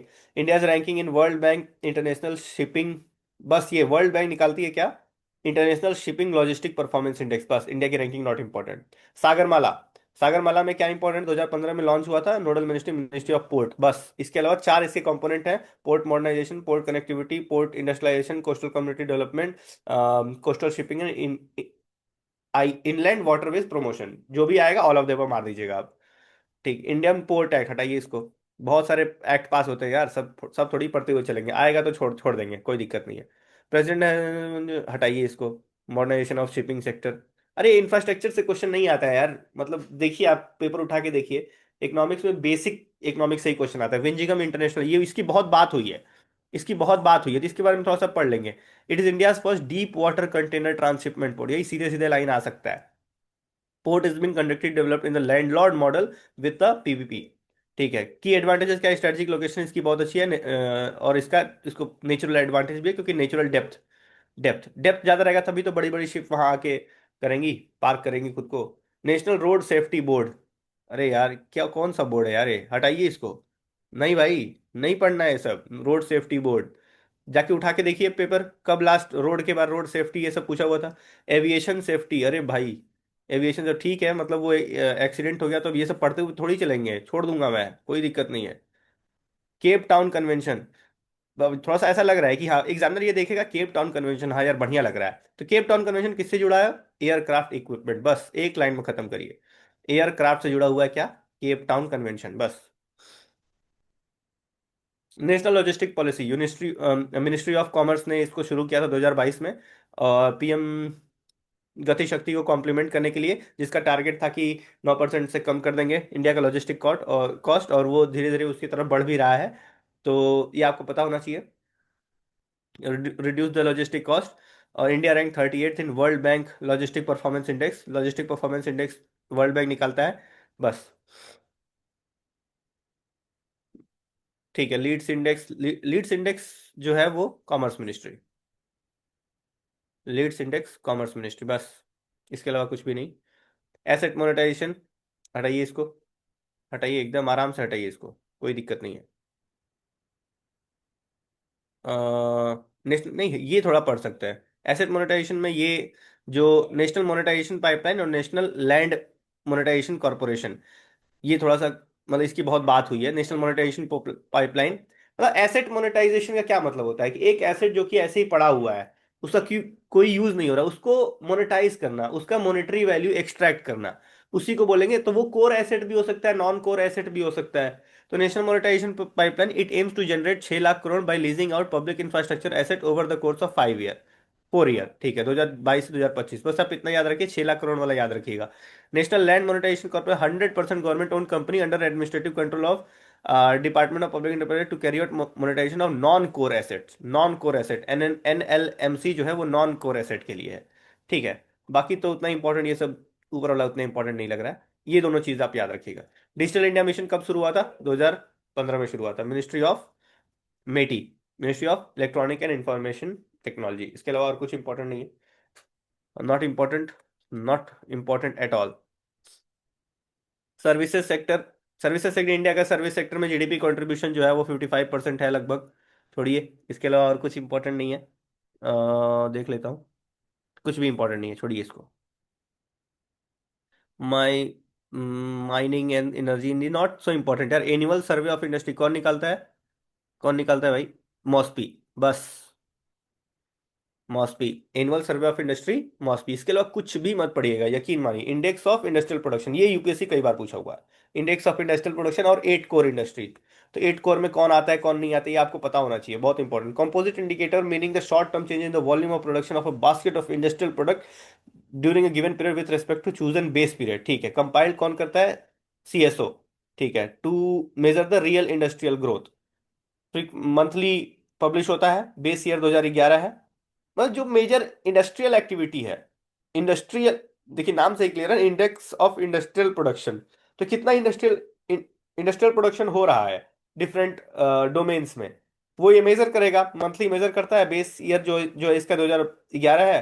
Confined to mining, manufacturing, electricity, क्या एक्सक्लूड करता है? कंस्ट्रक्शन, गैस, वाटर सप्लाई, ये जो है एक्सक्लूड करता है। 8 कोर वाला आप अच्छे से पढ़ लीजिएगा, 8 कोर वेरी इंपॉर्टेंट। 8 कोर मेरे ख्याल से इसका इंडेक्स ऑफ इंडस्ट्रियल प्रोडक्शन का 40% शेयर होता है। इसको देख लीजिएगा आप। नेशनल इंडस्ट्रियल क्लासिफिकेशन, हटाइए इसको एकदम साफ साफ हटाइए। मैन्युफैक्चरिंग इंडिया, इंडिया का मैन्युफैक्चरिंग में कंट्रीब्यूशन अराउंड 16 to 17% जो है वो स्टैगनेंट है, पिछले 30 साल से स्टैगनेंट है। तो बस आपको इतना पता होना चाहिए। India share in global manufacturing is around 3%, ये आप देख सकते हैं एक बार, 3%। और बाकी कुछ भी इंपॉर्टेंट नहीं। हाँ, इलेक्ट्रॉनिक में India second largest mobile manufacturer बन गया है। फार्मा में इंडिया थर्ड बाई वॉल्यूम है, ठीक है। ऑटोमोबाइल में India is the fourth largest automobile producer, बस। सेमीकंडक्टर इकोसिस्टम में आप जो है मतलब याद रख सकते हैं, ग्लोबल लेवल पे ताइवान, ताइवान जो है सेमीकंडक्टर का मेजर प्रोड्यूसर है। 2 nm chip is being design for the first time after inauguration in Bangalore, ठीक है भाई, ठीक है, ठीक है। इंडिया सेमीकंडक्टर मिशन कब लॉन्च हुआ? 2021 में लॉन्च हुआ, ठीक है। बाकी ये सब semiconductor fab scheme, display fab scheme, DLI scheme, Semicon India, ये सब एफर्ट्स लिए जा रहे हैं, सब मेंस के लिए इंपॉर्टेंट है। सेमीकॉन इंडिया 2025 में आया, ठीक है। स्केलिंग बाकी ये सब तो मतलब ठीक है। Vikram 32 bit processor India first fully, हाँ ये इंडिया फर्स्ट वाली जो चीजें है थोड़ी सी important. Vikram 32 bit processor India first fully indigenous 32 bit microprocessor qualified for use in harsh launch vehicle condition. ठीक है, समझ गए। इलेक्ट्रॉनिक कंपोनेंट मैन्युफैक्चर एकदम हटाइए इसको, not important. Minerals mines MMDR act में कुछ क्या कुछ चेंज वेंज हुआ है क्या? Act amend, the act was last amended 2021, introduction. हाँ ठीक है, अभी क्या अमेंडमेंट हुआ है? National mineral exploration and development trust बना दिया गया है। Inclusion of other minerals in the mining lease, मतलब थोड़ा सा लिबरल बना दिया गया है इसको। इंक्लूजन ऑफ कंटिगुअस एरिया, ठीक है। Establishment of mineral exchange, removal of limit on the sale of captive mines. ठीक है, मतलब नॉट सो इम्पोर्टेंट यार, not so important. District mineral foundation, ये पीवाईक्यू में पूछा हुआ है। 2015 में ये शुरू हुआ था। Non profit statutory fund for every district affected by mining related operation. Mining related operation से जो पीपल अफेक्टेड होंगे उनके लिए ये फंड है एक तरह से, और उनके बेनिफिट के लिए यूज होता है। तो बस इतना याद रखिए आप। फंडिंग की थोड़ी बहुत बात कर लीजिए तो 10%, ये सब not so important, not so important, आराम से आप इसको छोड़ सकते हैं, कोई दिक्कत नहीं है। प्रधानमंत्री खनिज क्षेत्र कल्याण योजना 2015 में शुरू हुआ था। ठीक है, छोड़िए, कुछ भी इंपॉर्टेंट नहीं है। ऑफ शोर एरियाज एटॉमिक एनर्जी ऑफ, ठीक है। These rules are notified in according to the offshore mineral, not so important, not so important. बस आपको ये क्या इंपॉर्टेंट है इसमें? यूरेनियम, यूरेनियम का लार्जेस्ट प्रोड्यूसर इंडिया में Rajasthan. Jaduguda is the first mine to produce uranium on a commercial scale, बहुत important point, ठीक है। Most of the uranium small, lower, India में लोअर ग्रेड यूरेनियम होता है। Largest producer of uranium in the world जो है वो है कजाकिस्तान, कजाकिस्तान। अ, वैसे तो ऑस्ट्रेलिया और कनाडा भी है, लेकिन कजाकिस्तान जो है वो लार्जेस्ट प्रोड्यूसर है। और बाकी यूरेनियम डिपॉजिट राजस्थान में है, झारखंड में है, कर्नाटका में है, तेलंगाना में है, थोड़ा बहुत मेघालय में भी है। ठीक है, और बाकी थोरियम तो बहुत ज़्यादा है इंडिया में। India limited resources of uranium but large resource of thorium. Monazite contain about 8 to 10% of thorium. अब जो भी बीच बीच के सैंड होते हैं वहाँ थोरियम आपको मिल जाएगा। एल्युमिनियम एंड कॉपर, ठीक है यार, मतलब एल्युमिनियम में क्या पढ़ेंगे? बॉक्साइट, बॉक्साइट और होता है एल्युमिनियम का। Aluminium is the most abundant metal in earth crust. Reserves की बात की जाए तो उड़ीसा में सबसे ज्यादा है एल्युमिनियम का रिजर्व। बाकी हिंडाल्को है, और बहुत सारी जगह में एल्युमिनियम मिलेगा, बॉक्साइट मिलेगा।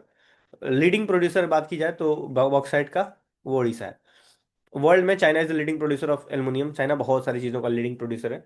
कॉपर की बात की जाए तो copper is soft malleable ductile material. Reserve सबसे ज़्यादा राजस्थान में है, प्रोडक्शन सबसे ज़्यादा मध्य प्रदेश में होता है। मेजर माइन की बात की जाए तो Singhbhum copper belt, Khetri mine, Balaghat district, ठीक है। चिली जो है वो लार्जेस्ट रिजर्व्स हैं कॉपर का, followed by Peru Australia, world Chile is the largest producer.